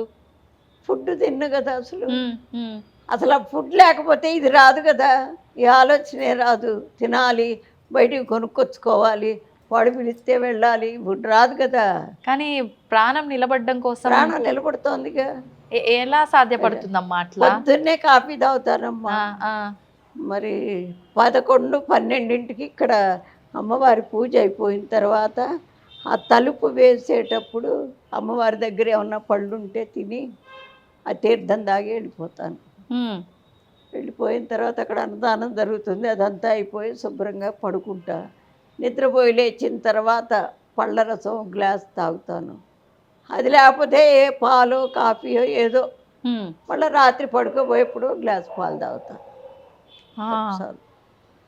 కాఫీయో టీయో పాలు, లేదంటే ఒకసారి జ్యూసు, అది కూడా ఉంటే, లేదంటే లేదు. ఒక పండు నేను తాగాలి అని తెప్పించుకోవటం కాదు, అమ్మవారికి పెట్టింది అయితేనే తాగుతా. కానీ అమ్మ 3 పూటలు తినాల్సిందే, మధ్యలో ఒక్క పూట తినాల్సిన టైం కాస్త ఆలస్యం అయితేనే కళ్ళు తిరిగి అంత గందరగోళం అయిపోతుంది. అసలు అట్లా ఎట్లా ఉండగలుగుతున్నారమ్మా? మొదట్లో కూడా ఏమి ఇబ్బంది అనిపించలేదా మీకు? అంటే ఎప్పుడు పూజలు చేసేదాన్ని కదా, అది ఉపవాసాలు ఇస్తారు బ్రాహ్మలు. బ్రాహ్మలు ఎప్పుడు కూడా ఉపవాసం ముందు ఉంటారు, అట్లా అలవాటైపోయింది. అంటే ప్రత్యేకించి ఏదో కోరిక మేరకు సంకల్పం కోసము పెట్టుకోలే మీరు, స్వామివారు అలా చెప్పటం వల్ల మీరు మంత్రసిద్ధి తీసుకున్నప్పుడు ఇంకా అప్పటి నుంచి కంటిన్యూ చేస్తున్నారు అంతే. అంటే అసలు రైస్ అంతకు ముందైనా తినేవారా మీరు? తినేదాన్ని, అప్పుడైనా ఒక్క పూటే అంతే. ఊరికే మా రోజుల్లో మాకు కాఫీలు ఏం లేవు, టీలు ఏం లేవు, పిల్లలకి లేవు. ఆయన కూడా ఆయన 90 ఏళ్ళు వచ్చిన కాఫీలు టీలు లేవు. నా చిన్న కొడుకు కాఫీ కానీ టీ కానీ ఇప్పుడు జాబ్ చేస్తున్నాడు కదా, అక్కడ ఫంక్షన్స్ అయినా అసలు ఏమి అలవాటు మాకు. అసలు మా ఇంట్లో కాఫీ అది అలవాటు లేదు. హైదరాబాద్ వచ్చిన తర్వాత కాఫీ తాగటం అలవాటైంది. Okay okay. అది అమ్మ, ఇప్పుడు ఈ మధ్యకాలంలో మీరు ముందరే అన్నట్టు మనం మామూలుగా మాట్లాడుకున్నప్పుడు మీరు ఒక మాట అన్నారు, ఇప్పుడు అంతా కూడా డబ్బు ఆరోగ్యం వీటిపైనే వెళ్తోంది సమాజం అంతా కూడా, మంచి ఇదంతా విచక్షణ లేదు అన్నట్లుగా మాట్లాడారు. ఇప్పుడు ఆహారం తినడం సమయం కాస్త లేట్ అయినా, తీసుకునే ఆహారం కొంచెం అటు ఇటు అయినా వెంటనే లోపల ఏదో ఒక ఇబ్బంది, గ్యాస్ట్రిక్ ప్రాబ్లమో, కడుపు నొప్పో, తినకపోయినా నొప్పి వస్తుంది. మరి మీకు అవన్నీ ఏ ఇబ్బంది లేదమ్మా? ముందు నుంచి ఎప్పుడు కూడా ఏ ఇబ్బంది లేదు? ఏమి లేవు అసలు. నాకు ఆఖరికి ప్రెగ్నెన్సీ అప్పుడు కానీ, మరి డెలివరీ అయిన తర్వాత కానీ అట్లాంటివి ఏమీ లేవు. Okay okay. ఇప్పుడు 4-5 ఛానల్స్కి ఇంటర్వ్యూ, ఇదే ఇంటర్వ్యూ జనాలు చూసే అనుకుంటున్నారు మరి. అదే కదా. అంటే ఇప్పుడు దాదాపు మీరు ఎన్ని సంవత్సరాలు అయింది? 50 సంవత్సరాలు చిల్లర, అంటే 52, 53 సంవత్సరాలు, 55 ఏళ్ళు అయింది. 55 సంవత్సరాల నుంచి అసలు ఓన్లీ లిక్విడ్స్ తోనే ఉంటున్నారు మీరు, అంతే, ఇంత యాక్టివ్గా. నిజంగా ఇది పెద్ద మిరాకిల్ అమ్మా. ఇప్పటి వరకు మీరు చెప్పిన మిరాకిల్స్ అన్ని ఒక ఎత్తు అయితే, ఇది ఇంకా పెద్ద మిరాకిల్. అందరికీ సాధ్యపడుతుంది అంటారా అమ్మ ఇట్లా? తప్పకుండా పడుతుంది, పట్టుదల ఉండాలి. ఏదైనా సరే పట్టుదల అంటే మనం సాధించలేదు అసలు ఏమీ లేదు. ఖచ్చితంగా మనం సాధిస్తాము అనే పట్టుదల, సాధించాలి అనే పట్టుదల ఉంటే ఖచ్చితంగా వెంటనే కాకపోయినా తర్వాత అయినా, ఇంకా కొన్నాళ్ళు పోయిన తర్వాత అయినా మనం అనుకున్నది తప్పకుండా సాధిస్తాం. ఏ విషయంలో అయినా, ఏ విషయంలో అయినా. సూపర్ అమ్మ. అసలు మీకు ఆకలి వెయ్యదు, ఏదో అమ్మవారి నైవేద్యము ఆ ప్రసాదంగా ఆ పండో ఆ లిక్విడో ఏదో ఒకటి తీసుకుంటున్నారు అంతే. అంతే, అది కూడా ఆకలి వేసి కాదు, కాదు. అమ్మవారి అసలు ఆకలి పోయింది, ఎప్పుడో పోయింది. ఓకే. ఇంట్లో వాళ్ళు కూడా ఎప్పుడు అడ్డు చెప్పలేదమ్మా, అంటే ఎందుకు ఇట్లా తినకుండా ఉండడము అది ఇది అని చెప్పి? అసలు నా దగ్గర మాట్లాడే అంత ఇది లేదు పిల్లలకి. ఆ, ఇప్పుడు మా అబ్బాయికి దాదాపు 55 60. ఆ, చిన్న అబ్బాయికి ఆ. ఈ రోజుకి నా ముందు మాట్లాడు. ఎందుకనమ్మా, అంటే గౌరవమా భయమా? రెండు ఉన్నాయి. ఉమ్, ఒక మాట ఏదన్నా ఏది తనకు కావాల్సి వచ్చినా అడుగుతాడు, సలహా అడుగుతాడని. ఉమ్, అది ఇట్లా కాదు నాన్న, దీనివల్ల ఇది అవుతుంది, ఇట్లా అవుతుంది, వద్దు నువ్వు దాని జోలికి పోవద్దు ఉమ్. అంటే సరే అమ్మ అంటాడు. ఆహాహా. ఎదురు చెప్పేదే లేదు. అమ్మవారు నాకు ఇచ్చిన అదృష్టం ఏమిటంటే నగలు నాణ్యాలు ఇళ్ళు వాకిళ్ళు డబ్బు కాదు. ఉమ్, మా పిల్లలు, ఆయన ఏ మొగుడు ఊరుకుంటాడండి ఇంట్లో వదిలేసి గుళ్ళో పూజ చేస్తుంటే? ఉమ్. ఊరుకోరు కదా. ఊరుకోరు, అవును. కానీ ఆ అదృష్టం ఏమిటి అంటే నాకు కోడళ్ళు కూడా అట్టా వచ్చారు. నేను ఇక్కడ ఉండిపోయినా ఉమ్, వాళ్ళ మామగారిని ఇక్కడ పెట్టుకుని చూసుకుని అసలు ఇంత లోపల రాకుండా చేస్తారు. ఆ, అదొక అదృష్టం. ఆ. తర్వాత పిల్లలు మరి ఇంత ఇదిగా ఉంటూ ఏంటి పెద్ద పెద్ద పూజలు చేస్తూ అట్లా ఉంటే కూడా అసలు ఏనాడు ఇదేంటి అదేంటి ఇప్పుడు పెన్షన్ వస్తుందా అమ్మ, పెన్షన్ ఏం చేసావని ఏనాడు అసలు అడిగి అడగరండి. ఇంత మటుకు ఆయన కూడా అంతే, ఆహాహా. అడగరు ఎంత వస్తుందని. కానీ ఆ. ఏం చేస్తున్నావు నువ్వు ఒక్కదానివి కదా, అయినా ఇదంతా పెట్టడం ఎందుకు మాకు ఇవ్వకూడదా ఉమ్. అసలు ఏనాడు. అంటే ఇప్పుడు ఇదంతా మీ సొంత డబ్బులతో చేస్తున్నారమ్మా? చేశాను, అవునండి. కంప్లీట్ గా ఈ రోజు వరకు కట్టిన దగ్గర నుంచి కూడా? కాకపోతే ఎవరన్నా ఇప్పుడు మరి హైకోర్టు జడ్జి గారు ఉన్నారు, ఉమ్, ఒక రెడ్డి గారు, వాళ్ళ అమ్మాయికి 32 ఏళ్ళు వచ్చినాయి, పెళ్లి కాల. కొన్ని దోషాలు ఉన్నాయి నాకు, ఏంటి జాతకాలు కూడా వచ్చు, చెప్తూ ఉంటారమ్మా? చెప్తాను. ఆహా. అది చూసి ఆ పరిహారాలన్నీ చేస్తే అమ్మాయికి పెళ్ళి అయింది. అయిన తర్వాత ఆయన, నేను మనసులో అనుకున్నానమ్మా ఉమ్, మీకు ఇద్దామని, అంటే నాకొద్దు, 5 పైసలు కూడా నాకొద్దు, మీరు దీనికి ఏమన్నా చేస్తే చేయించండి అంటే ఆయన చేయించారు. ఈ పై ఈ కప్ అంతా కూడా? ఆహా. అట్లాగే ఇంకొకళ్ళు ఉన్నారు ఇక్కడ 5th ఫేజ్లో, వాళ్ళు కూడా అట్లాగే అని వాళ్ళకి ఏదో కొన్ని ఇబ్బందులు వస్తే దానివల్ల ఇది అదే అన్నీ చేయించాను.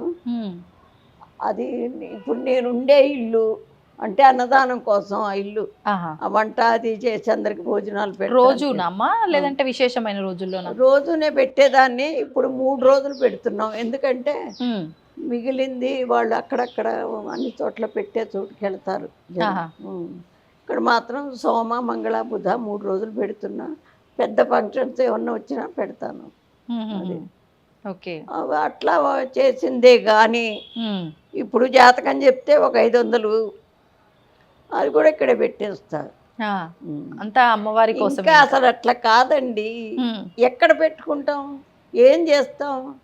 ఇప్పుడు భగవంతుడు పిల్లలకి ఇవ్వాల్సింది వాళ్ళకి ఇచ్చేసేసాడు. మేము కూడా మా శక్తి కొద్దీ ఏమి ఇవ్వాలో ఇచ్చేసేసి వాళ్ళకి చదువులు చెప్పించాం. అవును. ఇంకా కూడబెట్టి పెద్ద అబ్బాయికి ఇవ్వాలి, చిన్న అబ్బాయి ఎందుకు ఇవన్నీ అని చెప్పి. ఇప్పుడు మీరు మీ వారు మీ అబ్బాయి అంతా కలిసే ఉంటారమ్మా? ఇక్కడే ఉంటానమ్మా. మీరు ఇక్కడే ఉంటారు? ఇక్కడే ఉంటాను, వారానికి ఒకసారి వెళ్ళి చూసిస్తాను. మీరు సింగిల్ గానే ఉంటారు ఇక్కడ? మీ వారు మీ అబ్బాయి వాళ్ళ దగ్గర ఉంటారు? ఇందాక చెప్పినట్టు మీ మనవరాలు ఇప్పుడు ఇక్కడ మీతో పాటే ఉంటున్నారు కదా? మనవరాల్ని నాకైతే ఉంచడం కూడా ఇష్టం లేదు. ఎందుకు అంటే మన మనవరాలు ఉంచాలి అని ఒక రూల్ ఉన్నా గుడి వాతావరణంలో ఉండేట్టు ఉండాలి. బయట మనిషి ఇక్కడ ఉన్నారంటే గుడి వాతావరణంలో ఉండేట్టు ఉండాలి. అంటే అమ్మ జుట్లు ఇరేబోసుకుని మరి చున్నీలు లేకుండా, లేకపోతే ఎండెక్కి నిద్ర లేచి ఇవన్నీ నాకు కుదరవు.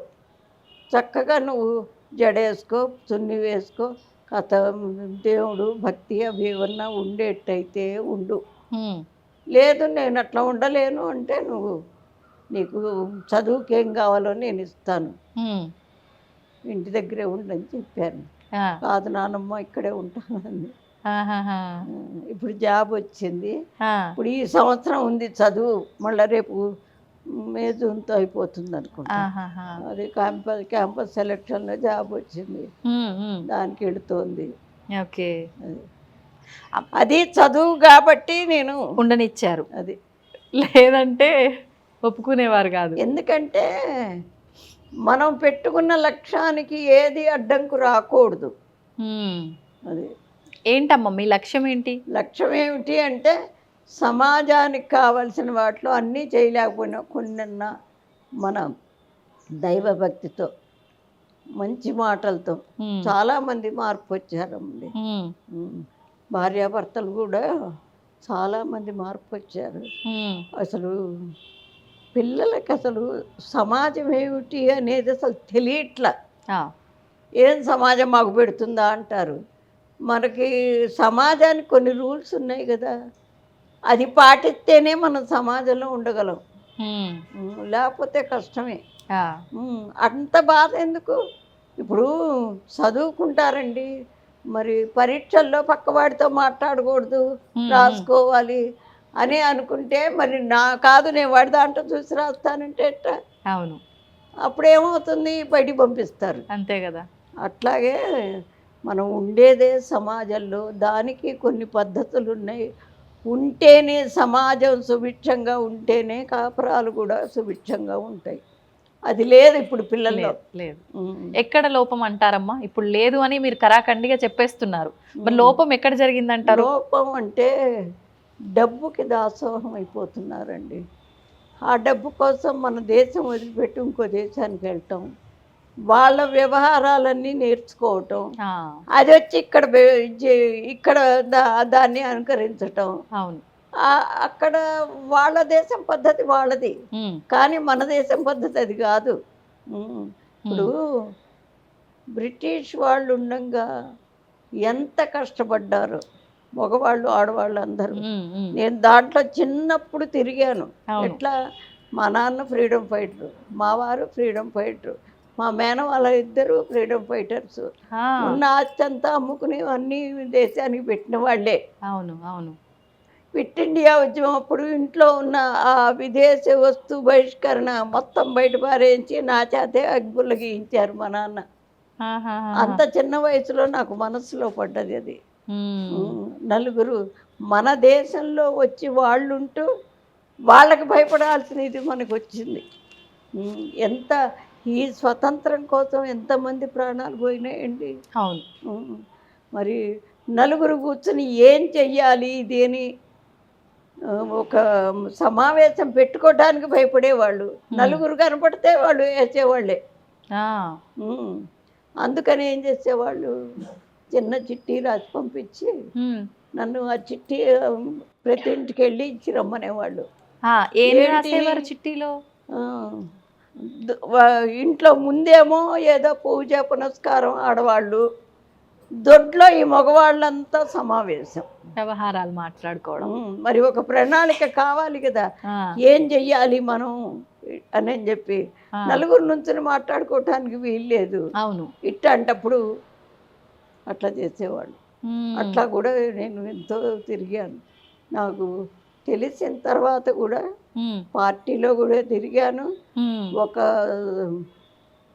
ఒక 5 ఏళ్ళు వార్డు కౌన్సిలర్గా చేశాను. మీరు చేశారు? ఏ ఇయర్లో చేశారమ్మా మీరు? 75లో. అప్పుడు మీ వయసు ఎంత? ఎంత ఉంటుందంటే 35 కదండి, 40 సంవత్సరాల వరకు ఉన్నారు ఉంటుంది. ఓకే, అట్లా అన్నీ చూశాను కాబట్టే ఇంకా చూడాల్సినవి ఏమున్నాయి, అన్నీ చూసేసాం. ఈ ఆఖరి సమయం అన్నా ఆ దైవారాధనలో మనసు ప్రశాంతంగా వెళ్ళిపోతే చాలు. వెళ్ళే లోపల ఎవరికైనా మంచి చేద్దాం. ఇప్పుడమ్మా నా చేతుల మీదుగా కనీసం ఒక 5, 6, 7, 8 మంది దాకా ఇంజనీరింగ్ చెప్పించాను మీరు, నా డబ్బుతో, సొంత డబ్బుతో. ఇక్కడ అంటే నా నాన్న కాదు, అంతా ఆవిడ ఇచ్చింది. ఆ బుద్ధినిచ్చింది ముందు. అవును. అదే అసలు ఇంపార్టెంట్. అది ఉమ్. ఎదురుకుండా అంతా గుడిసెల వాళ్ళు ఉండేవాళ్ళు, కూలినాలు చేసుకునేవాళ్ళు. ఆహా. 5 సంవత్సరాల పిల్లలు మొత్తాన్ని సాయంత్రం పూట ఆ. ట్యూషన్ చెప్పాను, కానీ తీసుకోకుండా. ఆహాహా.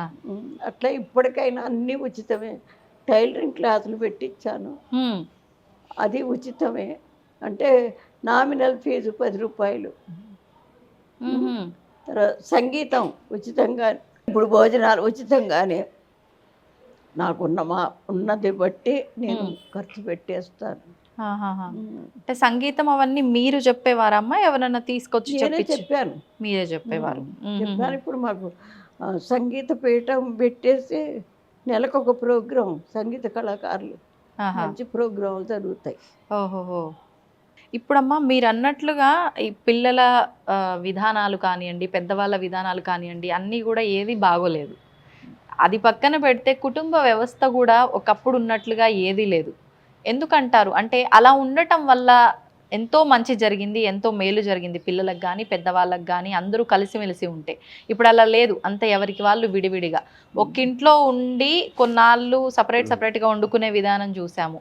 అలా అన్నా సర్లే ఒక దగ్గర ఉన్నారు అనుకునే వాళ్ళం. ఇప్పుడు మొత్తం కంప్లీట్గా డివైడ్ అయిపోయి చిన్న కుటుంబాలు వచ్చేసాయి. దాని గురించి ఏం చెప్తారు? దాని గురించి అంటే అసలు వెనక ఒక్కొక్కళ్ళకి 6 డజన్ మందికి తక్కువ కుట్టినేవాళ్ళు కాదు. ఇప్పుడు మేమిద్దరం మాకిద్దరే, లేకపోతే మాకొక్కళ్ళే. జనాభా తగ్గిపోయింది. జనాభా తగ్గితే ఇంకా ప్రేమలు ఎక్కడి నుంచి వస్తాయండి? వాడు ఏంటి సరిగ్గా అన్నం తినకపోతే అది పెద్ద తప్పు అయిపోయి, వాడు రాన్న ఎందుకు తినవరా నాన్న, తినరా, అదిరా ఇదిరా. తల్లి అయినా అంతే. అంటే 2 కళ్ళు వాడి మీద పెట్టి చూస్తుంటే వాడికి అసలు ఇదేంటి అదేంటి అనేది తెలీదు, కష్టం ఏంటి తెలీదు, సుఖం కూడా తెలీదు. స్నేహాలు మరిగి ఇంకా వాళ్ళ ఇష్టం అట్లా.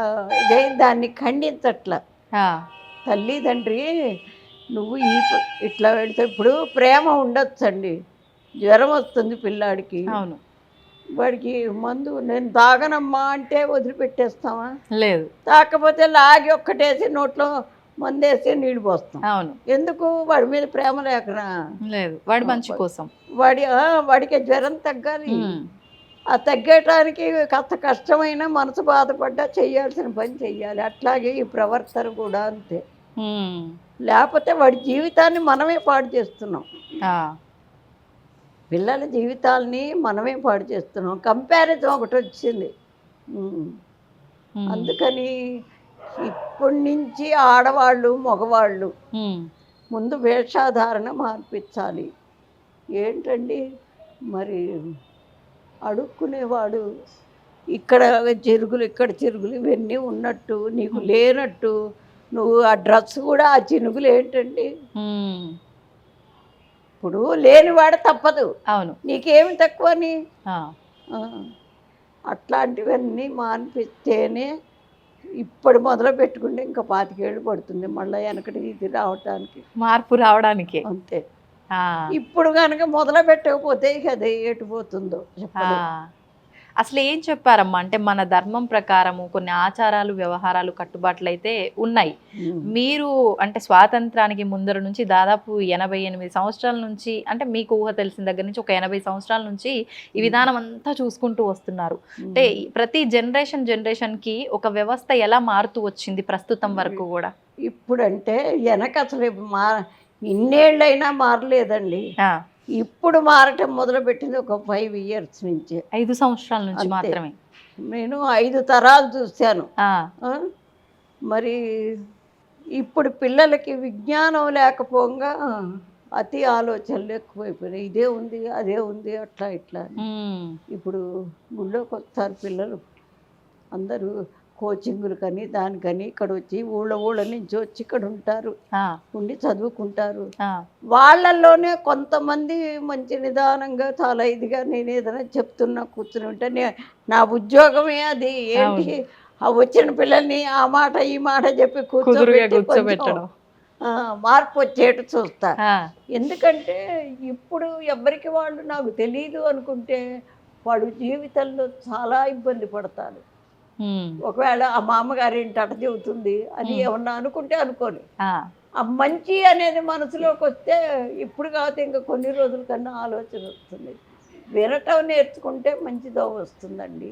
వినకపోతేనే ఇక వినటము అంటే అనుకరించటం కాదు, ఆ, చెప్పిన ఇది వినాలి. ఆ, వింటే ఆలోచన ఎప్పుడో వస్తుంది. అంతే అంతే. ఫస్ట్ వినడానికి ప్రయత్నిస్తే ప్రయత్నించాలి. దానికి సంబంధించిన ఆచరణ మార్పు ఎప్పుడైనా రావచ్చు. అది ఉమ్, నిజమమ్మ మీరు చెప్పింది. అసలు వినటానికి కూడా ఇష్టపడట్లే. ఇంట్లో ఎవరైనా పెద్దవాళ్ళు ఉన్నా వాళ్ళు ఏదైనా చెప్తుంటే చాదస్తం కింద కొట్టి పారేస్తుంటామే తప్ప వినడానికి శ్రద్ధ పెట్టం. ఏమండి, పెళ్ళిళ్ళు చేస్తున్నారు ఆ, కొన్ని లక్షలు ఖర్చు పెట్టి, అవును. ఏదో పెద్ద కమ్యూనిటీ హాలు ఏదో తీసుకుని ఎంత ఖర్చు పెడతారు. మరి ఇంతమందిని పిలిచి మళ్ళీ మీరు పెళ్ళైన 2 నెలలకే 3 నెలలకే విడాకులు అంటున్నారు ఎందుకు? ఉమ్, వాళ్ళందరూ సాక్ష్యమా మీకు? ఇప్పుడు అంతమందిని పిలిచేది ఏంటి? అసలు ఇది ఆ, పెద్దవాళ్ళ దీవెన, మంచి దోవలోకి వస్తాము అనేదే పూర్వం అనుకునేవాళ్ళు. ఏదన్నా వచ్చినా ఉమ్, మరి వాళ్ళందరూ సాక్ష్యం ఉంటారు. ఉమ్, లేదు అంటే ఇద్దరికి సర్ది చెప్తారు. ఉమ్, ఉం? అట్లా ఉమ్, అనుకుని చేస్తారు. మరి ఆ బ్రాహ్మలు చదివినటువంటి మంత్రాలకి ఇదేనా ఫలితం? ఆ, ఎంత పవిత్రంగా వాళ్ళు ఇన్ని వేల మందిలో కూర్చుని చదువుతూ చేసుకుంటారు. అవును. ఈ వచ్చిన వాళ్ళంతా పిచ్చాళ్ళేనా? ఉమ్, అక్షంతలేసి దీవించిన వాళ్ళంతా పిచ్చాళ్ళేనా? నువ్వు పెళ్లి చేసుకునే రోజు ఇంతమందిని పిలిచినప్పుడు అవును. నీ జీవితానికి ఏదన్నా వచ్చినప్పుడు పెద్దవాళ్ళ నుంచో పెట్టాడుగు, ఉమ్. పరిష్కారం అప్పుడే దొరుకుతుంది. మీరు అంటున్న ఇప్పుడు ఈ జనరేషన్లో పెద్దవాళ్ళకు కూడా అంత సంస్కారం ఉందంటారా అమ్మ? ఏం చెప్తారు? ఆహా, లేదు. అది కూడా సంస్కారం అనే కాదు, కాలం గడవటం కావాలి. అవును. అంతే. ఇప్పుడు నేను ఉన్నాను, నిజమైతే నాకు కాలం గడవటమే కావాలి, నాకు ఇవన్నీ అక్కర్లా. అక్కర్లేదు. కానీ అప్పటి నుంచి ఆచార వ్యవహారాలు ఆ పద్ధతులు అన్నీ చూసి అన్ని రంగాల్లో తిరిగాను కాబట్టి ఓహో ఇది ఇది ఇది అనేది ఉమ్, అవతల వాళ్ళు అట్లా ఇంకో దోవన పోతుంటే బాధపడేది. అది నా కూతురు కాదు, నా మనవరాలు కాదు, అయినా నాకెందుకు బాధ? ఉమ్, వాడు జీవితంలో ఆ పిల్ల ఎంతో ఇబ్బంది పడుతుంది అని బాధ. అట్లా పెద్దవాళ్ళు చెప్పేవాళ్ళు ఉండాలి. ఆ, పెద్దవాళ్ళ మాట వీళ్ళు వినకపోతుండ్రి. అవును. విన్న వాళ్ళనేమో ఎప్పుడు అదేం చెబుతావు అవును. అంటుండ్రి. ఉమ్, దానివల్ల వాళ్ళకొక్కళ్ళకే నష్టం కాదు, ఉమ్, ఎంతో మంది విజ్ఞానం పొంది ఎంతో మంచి వాళ్ళు కూడా చెడిపోతున్నారు. ఉమ్, ఇప్పుడు నిన్న ఫోన్ చేసింది ఒక ఆవిడ, ఆ, ఇక్కడ వైజాగ్ నుంచి. వైజాగ్ నుంచి. అమ్మ పిల్లవాడు 10th అయిపోయిందిట, 9th అయిపోయి 10thలోకి వస్తారు. పిల్లలందరూ ఆడుకోవటానికి వెళ్ళారట, పరీక్షలు అయిపోయినాయని. ఆ, వెళ్ళిన వాడు తిరిగి రాలా. ఆ, అబ్బాయి ఎవరితో వెళ్ళారో వాళ్ళని అడుగుతుంటే ఆ, వాళ్ళేమో మాకు తెలీదు వెనకాల వాడు వెనకాల ఎట్టి వెళ్ళిపోయినాడో అంటున్నారట. ఆ, ఆ తల్లి ఏడుపు నిజంగా ఎంత బాధ వేసిందో నాకు. నిజంగానే. మరి పిల్లలకి అది మొదటి నుంచి నేర్పాలండి. అసలు జాలి అనే గుణంని నేర్పితే ఉమ్, ఏదన్నా తింటూ ఉంటాడు అనుకో, తల్లి కూడా ఒరే వాడు వచ్చాట కొంచెం పెట్టు నాన్న, నీలాంటి వాడే కదా ఇంత పెట్టుపోని అట్లా అలవాటు చేస్తే ఓహో వాడు వస్తున్నాడు, వాడికి మనం తినేది ఏదన్నా పెట్టాలి ఉమ్, అని చెప్పే భావన వాడికి కలుగుతుంది. ఉమ్, వీళ్ళేమో వాడు వస్తున్నాడు రా నువ్వు ఇంటో పో, ఆ, వాడికి ఎక్కడ పెట్టాల్సి వస్తుందో అని ముందే తరుముతున్నారు. ఉమ్, అట్లాంటివి చాలా ఉన్నాయి అమ్మా, ఉమ్, చాలా ఉన్నాయి. కానీ ఇది మగవాళ్ళు పూనుకోవాలి ముందు, మగవాళ్ళు పూనుకోవాలి. ఉమ్. పూనుకుంటే ఒకప్పుడు కాకపోతే ఒకప్పటికన్నా ఆడవాళ్ళకి కాస్త తెలివి వస్తుంది. ఇప్పుడమ్మ మీరు అన్నట్లు ఒక్క విషయంలో కాదు, నిజంగా ప్రతి విషయంలో ప్రతి వ్యవస్థలో చాలా చాలా చాలా మార్పు వచ్చింది. మార్పు మంచిగా ఉంటే పర్వాలేదు, కానీ ఆ మార్పు కాస్త మీరు అన్నట్టు ఎన్నో ఇబ్బందుల్లోకి పడేసే విధంగా వెళ్ళిపోయింది. ఇప్పుడు ఆహార విషయంలో తీసుకోండి, పొద్దున నిత్యం మనం లేచిన దగ్గర నుంచి మళ్ళీ పడుకునే వరకు కూడా ఎన్నెన్నో మార్పులు. అప్పట్లో ఎలా ఉండేదమ్మా? మీరు లేచిన దగ్గర నుంచి మీ రోజు అనేది ఎలా గడుస్తూ ఉండేది? అసలు మమ్మల్ని మా పెద్దవాళ్ళు ఎప్పుడు లేపారండి. ఆ! ఆ టైం అవ్వంగానే లేవటం, ఆ! ఏంటి గబగబా మా పని మేము చేసేసుకోవటం. హ్మ్. వారానికి ఒక్కసారే పెద్దవాళ్ళు దగ్గరుండి బాగా తలంటి అంటి నూనె అంటి నలుగు పెట్టి పోసి చేసేవాళ్ళు. హ్మ్. హ్మ్. వీడప్పుడు ఇక మా పని మేమే చేసుకోవటం. ఆ! ఏదన్నా ఇక్కడ ఆలస్యమయ్యి లేటుగా వెళితే అక్కడ పంతులు గారు పట్టేవాడు. ఆ! ఆ, అందుకని ఇప్పుడండి బయట పంతులు ఎవరన్నా ఒక్క మాట టీచరు అన్నాడు పిల్లని ఒక దెబ్బ కొట్టాడు అంటే ఇక ముందు తల్లిదండ్రి పరిగెత్తారు, చుట్టూ వాళ్ళంతా మీడియా వాళ్ళంతా వస్తారు. అవును. అది అక్కడ జరిగిన సిచ్యువేషన్ ఏమిటో తెలుసుకోరు. హ్మ్. అట్లా మొదటి నుంచి హడావిడి ఎక్కువ ఇప్పుడు. అది అదొకటి చదువుకున్న దానికి వాళ్ళను అనుకరించే దానికి చాలా తేడా ఉంది. ఆ! మరి చదువుతున్నారు, ఎంత విజ్ఞానం ఎంత ఇది అన్నీ కనుక్కుంటున్నారు. హ్మ్. అదే జ్ఞానం ఏది? అది లేదు. ఎంతవరకు వాస్తవం అమ్మా? చదువుకున్న వారికి జ్ఞానం వస్తుంది అనడం నిజంగా ఇప్పుడు చదువుతున్న ఈ చదువులు జ్ఞానాన్ని తెచ్చి పెడతాయా? ఏం జ్ఞానం వస్తుందో చెప్పనా? హ్మ్. మనకి ఈ ఆస్తి రావాలంటే వాడిని ఏం చేస్తే ఇది మనకు వస్తుంది, లేకపోతే మనం సంపాదించి అక్కడ నిలవబెట్టుకోవాలి కాబట్టి ఎట్టయినా సంపాదించుకోవాలి. హ్మ్. ఇట్లాంటి ఇవే తప్ప నిజాయితీగా ఉండటం చాలా తక్కువ, ఎక్కడో ఒకళ్ళు. హ్మ్. ఆఖరికి అంటే మానవత్వంతో సాటి మనిషి కూడా నాలాగే అనే ఆ ఆలోచన విచక్షణ లేకుండా దుర్మార్గాలకు పాల్పడేది పక్కన పెట్టి భగవంతుడి ముసుగులో కూడా అన్యాయాలు చేస్తున్న వాళ్ళు కూడా ఉన్నారు కదమ్మా. అంటే ఆయన ఎదురకుండా కనపట్టం లేదు కదా, హ్మ్. హ్మ్. అదే అనుకుంటున్నారు. ఇప్పుడు వీళ్ళు విజ్ఞానం ఏంటి? ఆ భగవంతుడే కాదండి, హ్మ్. ఇప్పుడు మనకి రాకెట్లు కనుక్కుంటున్నారు. వాడు ఎంత కష్టపడతాడు, హ్మ్. ఒక రూమ్లో కూర్చుని అదంతా రీసెర్చ్ చేసుకుని అన్నం నీళ్లు పెట్టేవాళ్ళు ఉన్నా కూడా తిండే ఏంటి టైం లేక ఎంత కష్టపడితే ఆ రాకెట్ బయటకు వస్తుంది. అవును. మరి ఊరికే బయటికి రాగానే అబ్బో రాకెట్ అది ఇది మేము సైన్స్గా ఇంత ఎదిగాం అంత ఎదిగాం అంటారు, కానీ దానికి మూలం వాడు ఎంత కష్టపడ్డాడు. అన్నం నీళ్లు లేకుండా జీవితం అంతా దాన్ని కనిపెట్టడానికే. అవును. ఆ శ్రమ ఎక్కడుంది, ఎందువల్ల ఇట్లా అవుతోంది అనేది ముందు వీళ్ళు గ్రహించుకోవాలి. ఇప్పుడు ఇంత కట్టాను అనుకోండి, అవును. నా తర్వాత హ్మ్.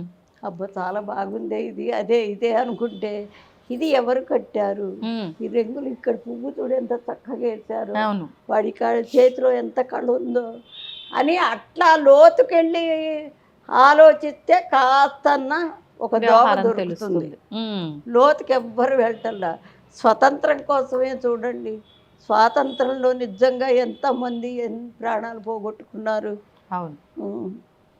అట్లా మరి ఇవాళ అదే మన సైనికులు సరిహద్దుల్లో గనక లేకపోతే ఏమిటి మన గతి? అవును. ఇంత ప్రశాంతంగా ఎవరింట్లో వారు ఉండేవారా? హాయిగా తింటున్నాం, హాయిగా పడుకుంటున్నాం, స్వేచ్ఛగా ఉంటున్నాం. అవును. మన అసలు మొత్తానికి ఏమిటంటే మన ఇండియన్ వివాహ వ్యవస్థని గురించే ప్రతి ఇతర దేశాల వాళ్ళకు కూడా చాలా సంతోషం అండి. మన వివాహ వ్యవస్థని దాన్ని పాడు చేసేసుకుంటున్నారు. అసలు పిచ్చిగా చెప్పాలంటే ఏ రూపాన్ని చూస్తే నువ్వు ప్రేమిస్తావా? అదే జరుగుతుంది కదమ్మా ఇప్పుడు. ఆ గుణాలు చూసుకో, మంచివాడా కాదా, ఎవరైనా కష్టపడి ఇంత పెట్టగలవాడా, పిల్లల్ని చూసుకోగలవాడా? అందుకే పతియే ప్రత్యక్ష దైవం అని ఎందుకన్నారు? మనకి మన శరీరానికి కానీ దేనికి విలువిస్తాం మనం? ఒంట్లో దేనికి విలువిస్తామండి? అన్నిటికన్నా శీలానికి విలువిస్తాం. శీలం పోతుంది అంటే ప్రాణం పోవటానికైనా ఒప్పుకుంటాం. అవును కదా? అవునమ్మా. ఆ శీలం విలువ తెలుసుకోవాలి ముందు. అట్లా ఉండబట్టే విదేశాల్లో మన పేరు కొంచెమన్నా భారతీయులు ఇట్లా ఉంటారట, అది ఇది చెప్పుకుంటారు. అట్లాగే ఇతర దేశాల్లాగా మనం ఉంటే అసలు విలువ ఎక్కడిది మనకి? అన్నీ ఎట్టా ఇల్లు సంపాదించుకుని వాకిళ్ళు సంపాదించుకుని ఎట్లా సంపాదించుకుంటామో మన విలువ కూడా అట్లా సంపాదించుకోవాలి. అది చెప్పేవాళ్ళు లేరు, అవును, వినేవాళ్ళు లేరు. అందుకు పిల్లలు ముందు మన చరిత్ర తెలుసుకోవాలండి. చరిత్ర తెలుసుకుంటే మరి మంచివాడిని ఎప్పుడు మనం మంచిగా చెప్పుకుంటాం. ఆయన ఆయన ఎవరు? ఇప్పుడు ఈ మధ్య కొంచెం శక్తి తగ్గింది, వెనికిది ఆలోచన. ఇప్పటికీ ఉన్న వాళ్ళల్లో చాలామంది పెద్దవాళ్ళు ఎంత నిజాయితీ పరులో మనకి వాళ్ళని గురించి చెప్పాలి. వివేకానందుడు ఉన్నాడండి, ఆయన ఎప్పటి వాడో కదా, ఇవి తరం ఎవ్వరు చూడలేదు కదా, చూడలేదు, మేము చూసాము. మరి చూసినప్పుడు ఇది ఇట్లారా అట్లారా అని చెప్పి మనం చెప్పినప్పుడు వాళ్ళు వినాలి. అట్లా కాకుండా వాడే ఉంది వీడే ఉంది వీడు వాడు అనే దాకా వచ్చారు పెద్దవాళ్ళని కూడా. అదొకటి. శీలాన్ని రక్షించేవాడు భర్త. ఒకవేళ భార్యాభర్త ఇద్దరు సఖ్యతగా లేకపోయినా ఇంకో మగవాడు వచ్చి భార్యను అన్నాడంటే వీడు ఊరుకుంటాడా? ఊరుకోడు.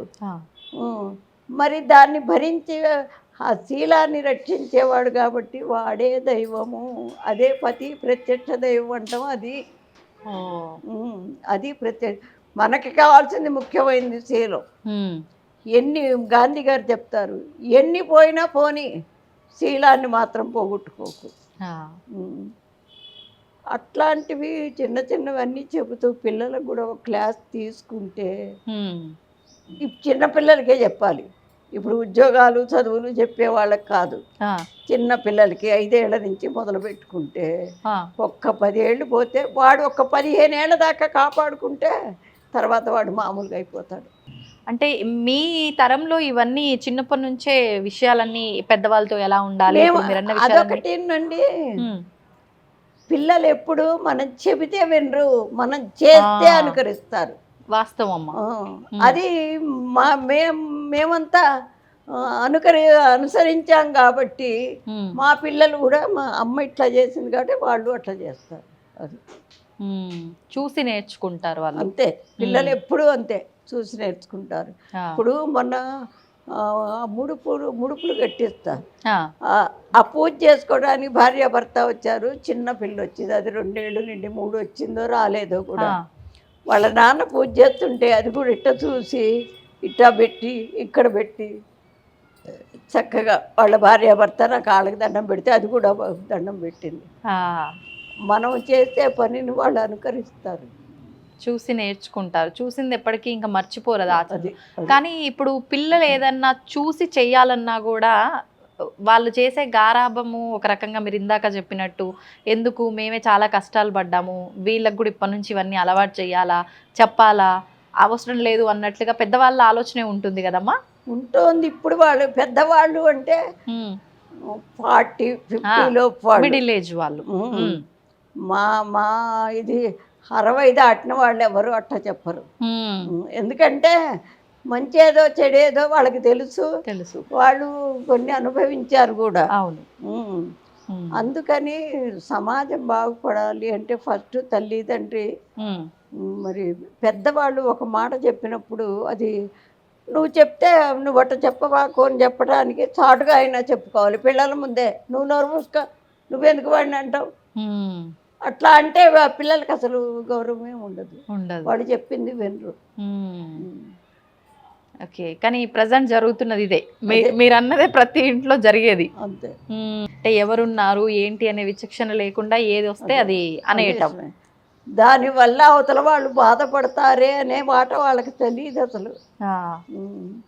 అమ్మ, ముడుపులు అన్నారు ఏంటి అంటే కోరికతో ముడుపులు కట్టడమా లేకపోతే సంతానం ఉద్యోగం రాలేదండి అమ్మ, ఉద్యోగం రావట్లేదు అదంటే గణపతి పూజ చేయించి వినాయకుడు అన్ని విఘ్నాలని తొలగించేవాడు, శాస్త్రాలు అలా చెప్తున్నాయి. మరి దాన్ని మేము అనుకరించాం కాబట్టి అది మరి వినాయకుడే మన కష్టాలు తీరుస్తున్నాడు అనేది మేము నమ్ముతాం. ఆ, ఉమ్. అట్లా అని మరి ఏంటి అమ్మవారి పేరున కట్టిస్తాను. ఉమ్, అంటే ఇప్పుడు ఎవరో ఒకళ్ళు ఒక బాధ్యత తీసుకుంటే కానీ వాడికి ఉద్యోగం రాదు కదా. అవును. ఆ, అమ్మవారికి ఆ బాధ్యత అప్పచెప్పడం, ఆవిడే వస్తుంది ఇక. అంతే. అట్లాగే వచ్చినాయి, చాలా మందికి వచ్చినాయి. ఆహాహా. ఉమ్, ఎవరైతే మనస్ఫూర్తిగా చేస్తారో ఉమ్, ఖచ్చితంగా పనులు అవుతాయమ్మా. ఓకే. మనస్ఫూర్తి కాకుండా వాళ్ళు ఏదో పెద్దవాళ్ళు చెప్పారు కదా అని చేసుకుంటే కాదు. ఉమ్. అది కరెక్ట్ అంతే. అంటే ఇబ్బంది ఎవరిదో వాళ్ళకి నమ్మకం ఖచ్చితంగా ఉండాలి. ఉండాలి. ఉమ్. కానీ చాలా మంది యువతలో అలాంటి నమ్మకాలు లేవు. చాలా తక్కువ, భగవంతుని నమ్మటం చాలా తక్కువ. మీరు అన్నట్టు తల్లిదండ్రులు ఇక్కడికి వెళ్తే నీ కోరిక నెరవేరుతుంది అని తీసుకొచ్చే వాళ్ళే ఎక్కువ ఉంటారుగా అమ్మ. మరి అటువంటి వారి కోరిక నెరవేరదంటారా? ఆహా, వాడు దండం పెట్టుకునేప్పుడు ఆ మనసులో వాడికి అది ఉండాలి కదా. తల్లిదండ్రి ఇప్పుడు ఏదో సామెత ఉంది, చెరువు దాకా తీసుకెళ్తాము నీళ్ళు తాగమని, అది తాకపోతే మనం ఏం చేస్తాం. అవును. అట్లా అంటే వివాహమైనా, జాబ్ అయినా, సంతానమైనా ఏదైనా కూడా మన నమ్మకంతో మనం అమ్మవారి పాదాలను పట్టుకుంటే తీరుతుంది. తప్పకుండా. అందుకే శాస్త్రాలే చెప్పినాయి, భగవంతుడు ఎక్కడో లేడు, మనసులో ఉన్నాడు, నీ హృదయంలోనే ఉన్నాడు. భగవంతుడి హృదయంలోనే ఉన్నాడని నమ్మకం ఎట్లా అంటే నువ్వు నమ్మినప్పుడు నీ పనులన్నీ అయిపోతాయి. అట్లా కాకుండా అది నువ్వు సర్వాన్ని సృష్టించిన తల్లి అమ్మవారు మరి ఏంటి నీ హృదయంలో ఆవిడ ఉండే ప్లేస్ ఎలా ఉండాలి. పెద్ద ఆఫీసర్ గారు ఉంటారండి, ఆఫీస్లోకి వెళ్ళి వాడి పోస్ట్ వాడిది, ఆయన వచ్చేసరికి అందరు లేచి నిల్చుంటారు, వాచ్మెన్ లేచి నిలబడతాడు, అట్లా ఉంటుంది కదా. అట్లాగే ఆ సర్వాన్ని సృష్టించిన ఆవిడ ఉండటానికి ముందు హృదయం చాలా క్లీన్గా ఉండాలి, పవిత్రంగా, చాలా పవిత్రంగా. మరి ఇదేంటి ఆవిడ మన మనసులోనే ఉంది అంటే ఫస్ట్ వాడు చెడ్డ పని చేయటానికి భయపడతాడు, ఓ మార్పు వస్తుంది. అందుకని పిల్లలకి ముందు ఫస్ట్ది అబద్ధం ఆడకుండా ఉండటం, మరి ఇంకొకళ్ళకి సహాయం చేయటం, ఆ రెండు కనుకుంటే ఇంకా మంచి గుణాలు నెమ్మదిగా వస్తాయి. అది అది ఎవరి పిల్లల దగ్గర ఉంటల్లా. కానీ అమ్మ ఈ మధ్య కాలంలో మరి అది యుగ ప్రభావమో ఏంటో తెలియదు, కానీ మనం మంచికి సహాయం చేద్దాము తోటి వారికని వెళ్తే అది రివర్స్లో మనకే ఇబ్బందిని పడేసే విధంగా అవుతోంది. మరి ఇట్లాంటి పరిస్థితుల్లో తోటి వారికి సహాయం చేయటము ఇలాంటివి ఎంతవరకు? తోటి వారికి సహాయం ఎవరు పెడితే వాళ్ళకి చేయరు, అది కూడా ఉంది. ఏంటి మరి అపాత్ర దానం అంటారు, ఆ అపాత్ర దానం చేస్తే పుణ్యం సంగతి ఎవడెరు కానీ వీడికే చుట్టుకుంటుంది పాపం. అంటే మనం కర్మ సిద్ధాంతం, మన భారతీయులది కర్మ సిద్ధాంతం. కర్మ సిద్ధాంతం అంటే ఇప్పుడు రోజు వంట చేస్తామమ్మా, వంట చేస్తే నీకు రాదనుకోండి, రాకపోతే ఎవరో ఒకళ్ళు పెద్దవాళ్ళు చెప్తే దాన్ని అనుకరిస్తే ఒకరోజు కాకపోతే ఒక రోజుకి కరెక్ట్ అవుతుంది. అనుకరించకపోతే ఏమవుతుంది, అది చెడిపోతుంది. చెడు. అందుకని ఆ కర్మ కూడా నాయన అమ్మవారు కూడా ఏం చెప్తుంది, ఇది మంచిది ఇదోవన ఇట్లా ఇళ్ళు, ఇది చెడ్డది ఇటు వెళ్ళబాకు చెప్తుంది. చెప్పినప్పుడు ఆవిడ చెప్పినా కూడా మనం వినకుండా ఇటే పెడతామంటే దీనికి వచ్చిన కష్టం, అక్కడ జరిగిన కష్టం అంతా నువ్వు అనుభవించాల్సిందే. ఆవిడేం చేయదు, అది నువ్వు అనుభవిస్తేనే అది పోతుంది. అంటే బురదలోకి వెళ్తుంటే కాళ్ళు కడుక్కో శుభ్రం చేసుకో, అట్టా చేసుకుంటేనే నీకు ఏదన్నా. లేకపోతే చెప్పినా కూడా వినకపోతే అదే కర్మ. మనం చేసిన దానికి ఫలితం ఆవిడిస్తుంది. ఓకే, నువ్వేం చేస్తే దానికి తగ్గ ఫలితమే వస్తుంది, అంతే. Okay okay. అంటే అమ్మ మనం చేసిన దానికే ఫలితం అన్నారు, కానీ గత జన్మలో మనం చేసింది కూడా ఇప్పుడు వర్తిస్తుంది అంటారు కదా.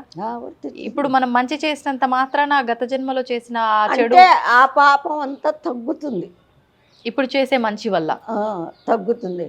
కొన్నాళ్ళకి అది శుభ్రంగా తగ్గిపోతే మళ్ళీ మనం పవిత్రమై అసలు మన మన ప్లేస్ కాదమ్మా ఇది.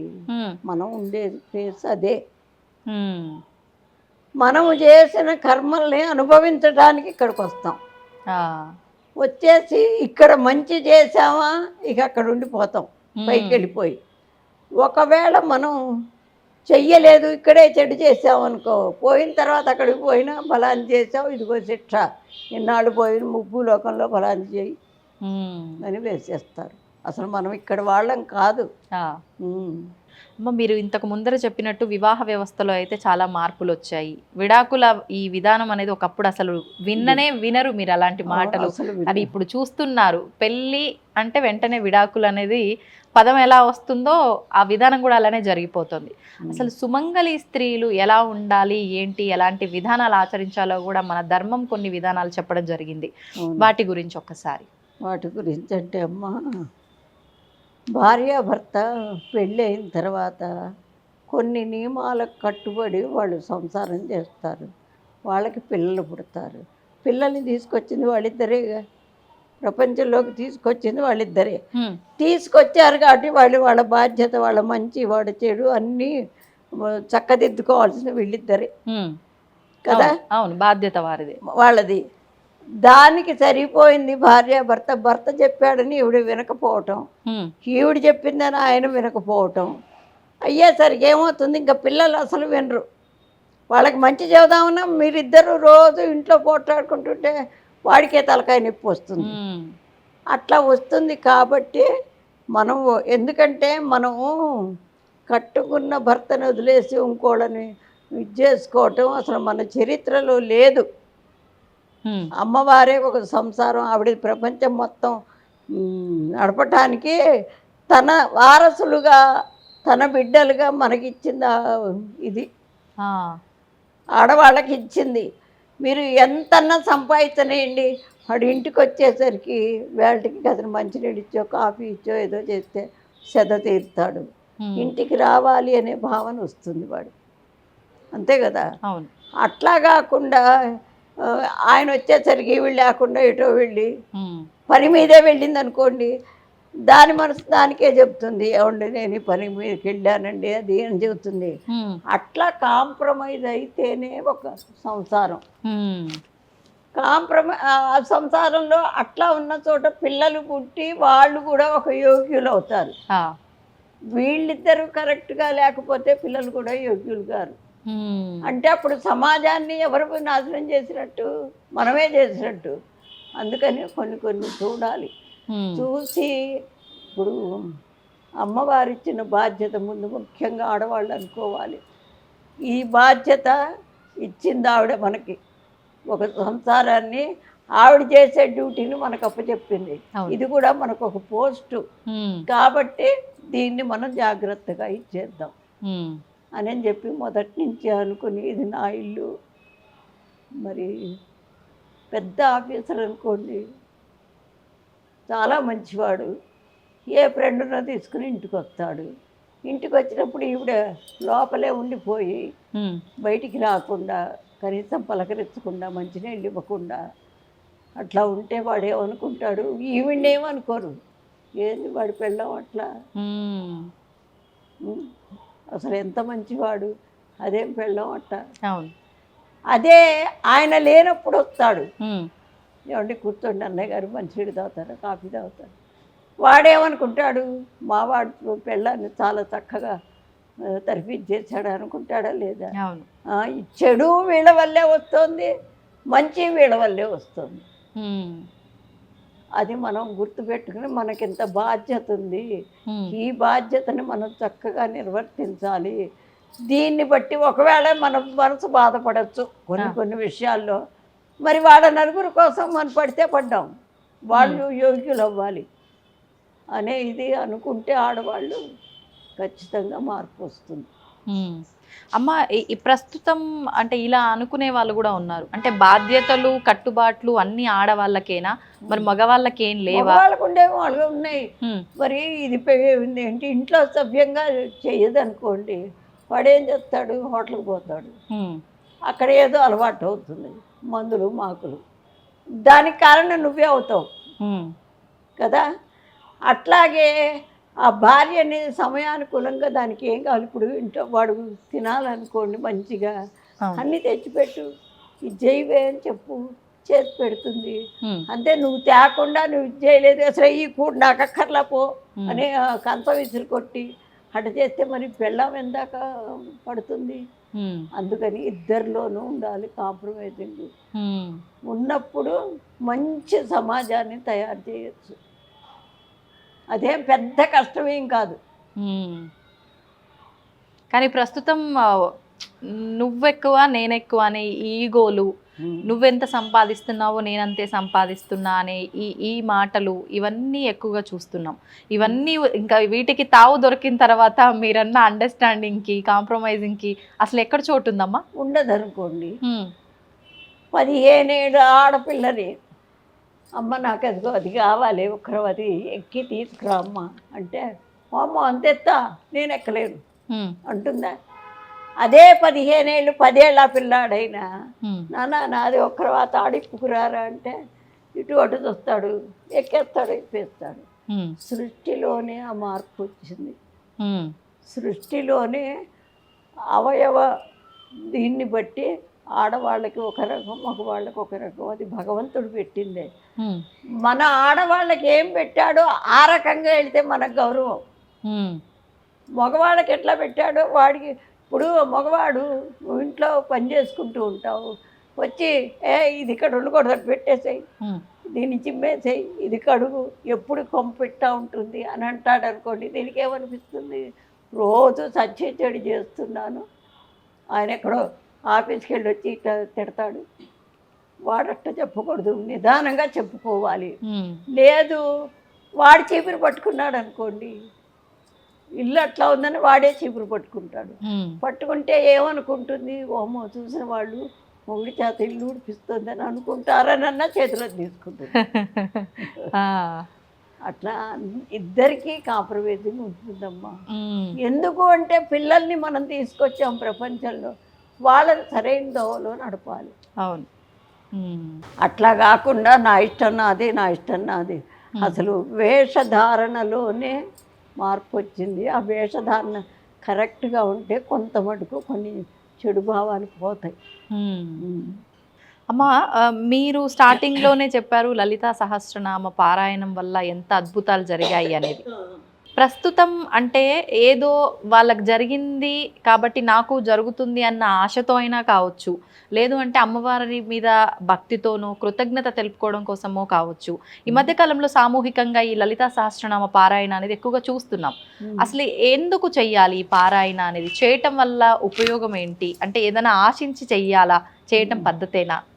అంటే ఇప్పుడు పిల్లల్ని కంటామండి, వాళ్ళు ఏంటి తల్లిదండ్రికి ఎందుకు చెయ్యాలి? వాడు కష్టపడి చదువుకున్నాడు, కష్టపడి ఉద్యోగం చేస్తున్నాడు, బాస్ చేత నానాచి వాటిలో పెట్టుకుని డబ్బులు తెస్తున్నాడు, వాడికి ఎందుకు చెయ్యాలి? వాడు ఎందుకు చెయ్యాలి తల్లిదండ్రికి? వాడిని పుట్టించారు కాబట్టి ఆ రుణం తీర్చుకోవాలి. అట్లాగే అమ్మవారైనా మనల్ని పుట్టించింది కాబట్టే ఆవిడ రుణం మనం తప్పకుండా తీర్చుకోవాలి. అది ఆవిడ ఏదో ఇస్తుంది చేస్తుంది. ఇప్పుడు పుట్టిల్లు ఉంటుందండి, తల్లిదండ్రి ఎప్పుడు పెడతారనే ఉన్న పుట్టింటికి వెళ్తావా? లేదు, మనల్ని కన్నదే ఆవిడ. అందుకని వెళ్తాం. వాళ్ళు పెట్టకపోని అక్కడ తిన్నాను, అక్కడ పెరిగాను, అక్కడ పెద్ద అన్నయ్య అక్కడ పెళ్లి చేస్తే ఇక్కడికి వచ్చాను, మరి అవన్నీ మర్చిపోం కదా. నన్ను కన్న తల్లి తండ్రి కాబట్టి మనం వాళ్ళు పెట్టకపోని వెళతాం మనం. అట్లాగే ఇదైనా అంటే ఒక కృతజ్ఞతా భావమే మనం అమ్మవారికి చేసే ఈ సేవ అంతా కూడా. అంతే. ఏ రకంగా ఉండాలమ్మా మనం చేస్తున్న ఈ సేవ అయినా కూడా? భక్తి అనేది ఏ రకంగా ఉండాలి అంటే ఆవిడ కొన్ని గుణాలు చెప్పింది, 10 గుణాలు. దయ, ప్రేమ, తర్వాత కరుణ, ఇట్లాంటివి 10 గుణాలు. కనీసం అన్నీ మనం మానవులం కాబట్టి మనకు అన్ని గుణాలు రావు. వస్తే అసలు ఇక్కడ ఉండరు. ఒక్క గుణం అన్నా నేర్చుకుని దాన్నన్నా మనం అమలు చేస్తే ఆవిడ చాలా సంతోషపడుతుంది. ఊరికే ఈ స్తోత్రాలు పారాయణ చేసినందువల్ల కాదు, స్తోత్రం చేసే మనిషి ఆ హృదయాన్ని ఆవిడకి అర్పిస్తే చాలా సంతోషపడుతుంది. ప్రతి నెల నేను 1,00,000 పుష్పార్చన చేస్తానమ్మా. చేస్తాను ప్రతి నెల పౌర్ణమి నాడు 1,00,000 అందరూ వచ్చి చదువుతారు. అదంతా ఇంత గుట్ట అవుతాయి పూలు. అన్ని పూలు నేను చేశాను కాబట్టి నేనే చేస్తాను. వీళ్ళు ఇక్కడ చదువుతూ ఉంటారు. అంత పుణ్యం నాకు వస్తుందా? ఒక్క మాట. ఇంత చేశాను కాబట్టి ఇంత పుణ్యం వస్తుంది అనుకోవడానికి వస్తుందా? అసలు రాదు. ఎందుకని రాదు? అన్ని పూలల్లో ఏ పువ్వు మీద మన మనస్సు లగ్నం అవుతుందో, ఇది సాక్షాత్తు అమ్మవారి పాదాలకు ఎడుతుందని లగ్నం అవుతుందో దాని పుణ్యమే వస్తుంది. అంతేగాని 1,00,000 కుంకుమార్చన చేసిన 1,00,000 పుష్పార్చన చేసిన మొత్తం వస్తే ఈ చేసే వాళ్ళందరూ చదివే వాళ్ళందరూ ఇంత పుణ్యం ఉంటుంది. మనస్సు ప్రధానం అక్కడ. ఎక్కడైతే మన మనస్సుని లగ్నం చేసి అమ్మవారికి అర్పించామో అది మాత్రమే వస్తుంది. అంతే. అంటే ఇప్పుడు ఇబ్బందుల కోసం చేసినా కోరిక కోసం చేసినా అది నెరవేరట్లేదు మొర్రో అని మొత్తుకునే వాళ్ళు అది అంత భక్తి శ్రద్ధలతో నిమగ్నం చేయట్లేరు. అంతే, అది కరెక్ట్. కానీ ఎవరికి వాళ్ళు మేము భక్తితో చేస్తున్నామని అనుకుంటారు. కానీ ఆ మనస్సు అక్కడ ఉండాలి కదండి. కూర్చోగానే వీడు అదేంటి ఆఫీస్ నుంచి వచ్చాడేమో, కాఫీ తాగాడో లేదో, దీని మీదే ఉంటుంది. ఆయన వచ్చారేమో ఆఫీస్ నుంచి, ఇంటో లేనని ఏం కోప్పడతాడో.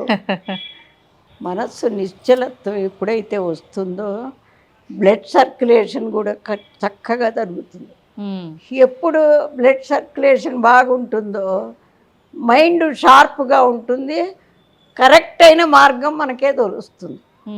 అది ఇప్పుడు ఈ పారాయణ చేయాలన్నా మనం భక్తితో ఏదైనా చేయాలన్నా నియమాలు ఎక్కువగా పాటించాలేమో అని చెప్పి ప్రతి ఒక్కరిలోనూ ఒక సందేహం ఉంటుంది, భయం కూడా ఉంటుందమ్మా. భగవంతుడు ఉన్నాడు లేడు నమ్మినా నమ్మకపోయినా అమ్మవారికి చేసినా స్వామికి చేసినా ఏదైనా చేస్తున్నామంటే అమ్మో చేసేది ఈ రకంగా చేయకుండా ఇంకో రకంగా చేస్తే ఏమన్నా అవుతుందేమో ఈ భయం ఉంటుంది చాలా మందిలో. అంత భయపడాల్సిన అవసరం ఉందంటారా? అంత భయపడాల్సిన మనస్ఫూర్తిగా మనం చేయటమేనమ్మా. ఆ ఫలితం ఆవిడ ఏది ఇచ్చినా మనం పట్టుకోగలిగి ఉండాలి. అది ఇప్పుడు మనస్ఫూర్తిగా ఆవిడనే నమ్మి తల్లి నిన్నే నమ్ముకున్నానని ఏది చేసినా మనం ఆవిడిచ్చే ఫలితం మనం పట్టుకోగలిగి ఉండాలి. దాని గురించి నాకు ఇది ఇచ్చింది అది ఇచ్చింది నేను చేయను ఆవిడ నేటి కొలిచేది ఇట్లాంటివి రాకూడదు. అమ్మ మీరు అంటే ఆలయంలో కంప్లీట్గా ఇక్కడ అమ్మవారి ఆలయం కట్టక ముందర మీరు ఆలయంలో హనుమంతుడు ఆలయంలో చేసిన, ఇక్కడ ఆలయం కట్టించి ఇక్కడ సేవలు చేసినా కూడా అంటే ఆడవారు ఏదైనా చేస్తున్నారు అని అంటే విమర్శించే వాళ్ళు చాలా ఎక్కువగా ఉంటారు. అలాంటి విమర్శలు ఏమైనా ఎదుర్కొన్నారా? అంటే ఒక పౌరోహిత్యము చేసిన ఆడవాళ్ళు మంత్రాలు అన్నీ చేయడానికి అర్హత లేదు అని చెప్పి కొంతమంది చెప్తూ ఉంటారు. ఇట్లాంటిది మీరు ఏకంగా ఒక పౌరోహిత్యం అన్నట్టే ఇంకా కంప్లీట్ ఒక పూజారిలా వ్యవహరిస్తున్నారని విమర్శలు ఏమి ఎదుర్కోలేదా? విమర్శలు ఇప్పుడే లేవు, మొదట్లో ఎదుర్కొన్నా. అయితే ఒకటమ్మా, శాస్త్రాల్లో ఆడవాళ్ళకి కొన్ని నియమాలు పెట్టారు. నెలసర్లు వస్తాయి, ప్రెగ్నెన్సీ వస్తుంది, మంత్రాలు చదవటానికి ఆ నరాలన్నీ కదులుతాయి. ఇది సైన్స్లోనే ఉందమ్మా. ఈ పూజ అనేది సైన్స్కి ముడిపెట్టేసేసారు. అది కరెక్ట్గా ఉన్నది. సైన్స్ అంటే విడిగా ఏం లేదు. బయటికి వెళ్ళి వస్తే మా రోజుల్లో బయట కాళ్ళు కడుక్కుందే లోపలికి అడుగు పెట్టించేవారు కాదు. ఇంకోటి స్కూల్కి వెళితే చిన్న పిల్లలప్పుడు బయట అదేంటి పంచలో 2 గూళ్ళు కట్టించి ఇచ్చారు. శుభ్రంగా కాళ్ళు కడుక్కుని ఆ పంచలోకి వచ్చి బట్టలు మొత్తం విప్పి గూట్లో పెట్టేసి మళ్ళీ ఇంకోటి కట్టుకుని లోపలికి వెళ్ళాలి చిన్న పిల్లలకి. మరి అంత నియమాలు పాటించడం వల్లే మాకు ఒక నిశ్చలత్వం వస్తుంది. ఒక పని చెయ్యాలన్నా నిశ్చలంగా ఉంటేనే చేస్తారు. ఇప్పుడు సైన్స్ అయినా అంతే కదా. అదేదో రాకెట్లు అవి ఇవి కనుక్కున్నా అంటే వాడు ఎంత నిశ్చలంగా అవి కలుపుకుని చేస్తే అది ఒకటి తయారవుతుంది. అవును, అది. అయితే మీరు మొదట్లో విమర్శలు ఎదుర్కొన్నారు కానీ ఇప్పట్లో ఎలాంటివి లేవు. ఇప్పుడు ఈ నియమాలు కూడా ఏమీ అవసరం లేదంటారా అమ్మ? మనస్సు ప్రధానం అమ్మ. మనస్సు ప్రధానం అయినప్పుడు ఇప్పుడు డబ్బులు అవసరం అవుతాయి. ఆయన అడిగితే ఇవ్వరు అనుకోండి, ఇవ్వకపోతే ఆయన స్నానం చేసేప్పుడు జేబులోంచి ఓ 10 రూపాయల నోటు తీసుకుందాం అనుకుంటారు. అవసరం మీకు అట్లాంటిది. అవును. అట్లాంటప్పుడు ధైర్యంగా ఉండి నాకు ఇదిగో ఈ అవసరం వచ్చింది, నాకు కావాలి అట్లా అడిగి తీసుకుంటే వాడు కూడా ఫోన్లే ఎప్పుడు అడగదు, ఏదో అడిగింది అని చేస్తారు. అట్లా కాకుండా ఎప్పుడైతే అట్లా ఇప్పుడు అక్కడ అవసరము తీరుతుంది, మంచితనము బయటపడుతుంది. అవును. అంటే ప్రతిదీ మన ఆలోచన విధానంలో మనం చేసే పనుల్లోనే అది ఉంది. అందుకని ఈ పని చేయకూడదు, ఇది చెయ్యాలి. ఇప్పుడు పిల్లలు అన్నం తినరని సంకలో ఎత్తుకుని గిన్నె పట్టుకుని వాడికి బూట్లు ఉంటాయి, దానికి చెప్పులు ఉంటాయి, రోడ్డంతా తిప్పుతూ వాడికి పెడతారు. తినడు, నిజమే పెడతారు. అది మరి సైన్స్కి ఎంత వ్యతిరేకం అది. బయట ఆ మట్టి మచానం అంతా గాలి ఎట్లా ఉంటుంది, మరి అప్పుడు కనపడదా సైన్స్? అదే పూజ అనుకో, బయట నుంచి వచ్చిన ఇప్పుడు గుళ్ళోకి వచ్చేవాడు స్నానం చేయింది రాడు. అవును, అది దాంట్లో ఎంత సైన్స్ ఉంది. అట్లాంటివి సైన్స్కి పూజకి అసలు ముడి పెట్టే ఉందండి. పూజ అంటే ఏదో విడి, సైన్స్ అంటే ఏదో విడి. ఇప్పుడు అందరూ సైన్స్ అనేది అంటున్నారు కాబట్టి పూజలు లెక్క చేయట్లా. అది ఇది రెండు ఒకటే. 1,00,000 మల్లె పూలతో పూజ చేస్తే ఏంటి ఆ వాసన ఎంత దూరం వస్తుంది. ఇప్పుడు అక్కడ చేసాం, ఈ చుట్టుపక్కలంతా 1,00,000 పూలు అంటే ఇంత గుట్ట, మల్లె పూలు అంటే వాసన. ఎట్లా మరి ఆ వాసన అంతా వస్తే ఇక్కడ ఉన్న చెడంతా బయటికి వెళ్ళిపోతుంది. అట్లా అంటే ఒక్కొక్క దాంతో చేసినప్పుడు ఒక్కొక్క ఫలితం ఉంటుందా అమ్మ? మల్లె పూలతో చేయడం వల్ల ఏంటి ఫలితం? కాదు, వాసన పూలు కదా అందుకు. Okay okay. అందుకే పూలు కూడా మల్లె పూలతోనే చెయ్యండి, గాజు పూలు చెయ్యండి, గులాబీలు చెయ్యండి అని చెప్పేది అందుకు. అది అమ్మవారికి ఇష్టం అని. ఇటు అమ్మవారికి ఇష్టము, ఇటు మనకి ఉన్నటువంటి చెడంతా తొలగిపోతుంది. అదే ఇప్పుడు ఉపవాసాలు ఎందుకు, అది కూడా అంతే. వారానికి ఒకసారి ఖచ్చితంగా ఉపవాసం ఉండాలి, అంటే జీర్ణశక్తి చక్కగా అవుతుంది. ఓకే. మరి లోపల ఎప్పుడు మిషన్లాగా తిరుగుతూ ఉంటే అవును, మరి దానికి విశ్రాంతి ఎప్పుడు. అందుకని ఒకరోజు ఉపవాసం ఉంటే ఆ ఒకరోజు అది కూడా విశ్రాంతి పొందుతుంది. ఉపవాసం అన్నారు కాబట్టి అమ్మ, మనకు ఈ నెలాఖరణ వచ్చే ఏకాదశి ముక్కోటి ఏకాదశి అని, వైకుంఠ ఏకాదశి అని, ఆ రోజు స్వామికి సంబంధించి ఉత్తర ద్వార దర్శనము అని చెప్పి రకరకాలుగా మనం అయితే చెప్పుకుంటూ ఉన్నాం. ఏంటమ్మా ఆ విశిష్టత గురించి ఏమైనా చెప్తారా? అంటే విష్ణుమూర్తి పాలకడల మీద శయనించి ఆ రోజున బయటికి వస్తారు. అంటే వాళ్ళు కూడా మనం అనుకోకూడదు, వీళ్ళు మానవులే చేసిన పుణ్యాన్ని బట్టి ఒక్కొక్కళ్ళు ఒక్కొక్క రకంగా అట్లా భగవంతుడిలాగా పూజలు అందుకుంటున్నారు. ఓహో, ఒకప్పుడు వాళ్ళు కూడా సామాన్య మనుషులే అంటారా? ఇప్పుడు రాముల వారు లేరండి. రాముల వారు మరి క్షత్రియుడు, అవును, యుద్ధాలు చేసిన వాడు. మరి ఆయన భగవంతుడిలాగా ఇవాళ ఎట్లా ఒప్పుకుంటున్నాం మనం? వాళ్ళ యొక్క నడవడికను పెట్టి. అవును, అది అందుకే మానవుడే భగవంతుడు అనేది. అది దానికి అర్థం అది. Okay okay. అంటే మంచి లక్షణాలతో ఉన్నారు కాబట్టి భగవంతుడితో పోలుస్తున్నాం అనేది కాదు. వాళ్ళు చేసినటువంటి మంచిని చూస్తే, ఇప్పుడు చూడండి, ఎవరన్నా మనకు మంచి ఆపదలో సహాయం చేస్తారు. చేస్తే ఏమంటాం? వాడు మంచి వాడురా, సహాయం చేశాడనో, అమ్మ దేవుళ్ళలాగా ఆదుకున్నాడు రా అంటాం. అవును, అది. ఓకే. మరి ఆ రోజున ఏం చేయొచ్చమ్మా? ఏకాదశి రోజున మామూలుగా చీకటితో తల స్నానం చేసి, ఆయన తెల్లవారుజాము ముహూర్తం ఉంటుంది ఏ సంవత్సరానికి ఆ సంవత్సరం, ఆ ముహూర్తం అప్పుడు ఆయన తెల్లవారుజామున అక్కడ పాలకడల్లోంచి బయటకు వచ్చి అక్కడ శయనిస్తట, బయటకు వచ్చి కూర్చుంటాడు. అందుకని ఆ ఉత్తర వైపు ఉంటాడు ఆయన. అందుకని ఉత్తర ద్వార దర్శనం అని ఆయన విగ్రహాలు అక్కడ పెట్టి ఆ ఉత్తరం వైపు ఆయన చూస్తూ ఉండగా వీళ్ళంతా లోపలికి వచ్చి హారతులు ఇచ్చి కొబ్బరికాయలు అవి కొడతారు.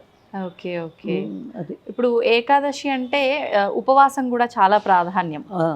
ఏకాదశి ఉపవాసం ఏ విధంగా చేయాలమ్మా? ఏకాదశి ఉపవాసం అంటే కొంతమంది ఇవాళ రేపు ఏం చేస్తున్నారంటే సాయంత్రం దాకా ఉండి అప్పుడు భోజనం చేస్తున్నారు. అసలు ఏకాదశి అంటే ఇవాళ తెల్లవారుజాము నుంచి రేపు తెల్లవారేదాకా అసలు ఏమీ తినకూడదు. తినకూడదు అంటే అది కూడా సైన్సే. లోపల ఉన్నదంతా శుభ్రంగా బయటికి వెళ్ళిపోతుంది, అది క్లీన్ అయిపోతుంది శరీరం కూడా. మర్నాడు పెందలాడి తింటారు, ఎందుకంటే మళ్ళీ వీడికి ఏదో ఏంటి ఒక తిప్పుడు వచ్చి లేకపోతే నీరసం వచ్చి పడిపోతాడు కదా. అందుకని 7:30, 8 అయ్యేసరికి తినేయాలి భోజనం. అది అందుకని ఈ పద్ధతి. Okay okay. అసలు పూజల్లా సైన్సేనండి, పూజల్లా సైన్సే. ఓకే, చాలా సంతోషం అమ్మా, చాలా ఆనందంగా ఉంది మిమ్మల్ని కలిసినందుకు నిజంగా. అంటే ఈ వయస్సు వారు చాలా తక్కువ మంది. ఒక్క మాట చెప్తున్నాను, చెప్పండి. తొలి ఏకాదశి పండగ మర్నాడు, అదే వైకుంఠ ఏకాదశి పండగ మర్నాడు 31వ తారీఖు మరి సహస్ర సువాసిని పూజని పెట్టుకున్నాము. అయితే 25 దగ్గర నుంచి వారం రోజులు రోజు ఒక 108 మందికి పూజ చేద్దామని అనుకుంటున్నా. లలితా సహస్రం మన గుళ్ళో కూడా చాలా దూరం నుంచి వచ్చి చదివిన వాళ్ళు ఉన్నారు. వాళ్ళందరూ తెలిస్తే తప్పకుండా వచ్చి పూజలో పాల్గొంటారని చెప్తున్నాను. తప్పకుండా అమ్మ, నిజంగా అంటే మీరు చేస్తున్న ఈ కార్యక్రమాలన్నీ కూడా ఒక రకంగా లోక కళ్యాణం కోసమే, మీరు ఏది ఆశించి చెయ్యట్లేదు. తప్పకుండా అందరూ పాల్గొనాలనే కోరుకుందాం. అదే నేను కూడా అదే అంటున్నా, ఎందుకంటే నెక్స్ట్ ఇయర్ ఎట్లుంటాను.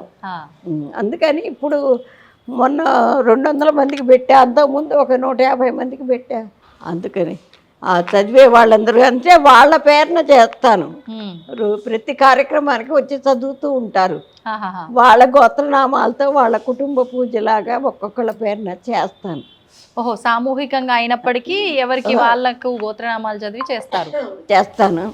అందుకని 25వ తారీఖు లోపల వాళ్ళ పేర్లు నమోదు చేసుకుంటున్నాం. సంతోషం అమ్మా, చాలా సంతోషంగా ఉంది. మంచి విషయాలు తెలియజేశారు. మరొక మంచి ఎపిసోడ్లో మరిన్ని విషయాలతో మన ప్రేక్షకులందరి ముందు మళ్ళీ కలుద్దాం. ధన్యవాదాలమ్మా. తవ్వుతున్న శివలింగం సరే, దాన్ని అట్లా కప్పేసేయండి, చూపించదండి. Krishna is there. మూర్తి పూజ కాదు, సాక్షాత్ బ్రజేంద్ర నందన భగవాన్ ఉన్నారు మూర్తిలో. ఏమీ ఆశించకుండా ఆరాధించే వాళ్ళు కూడా ఉన్నారా ప్రభుజీ? నిజమైన భక్తి అంటే మనకు తెలియదు కాబట్టి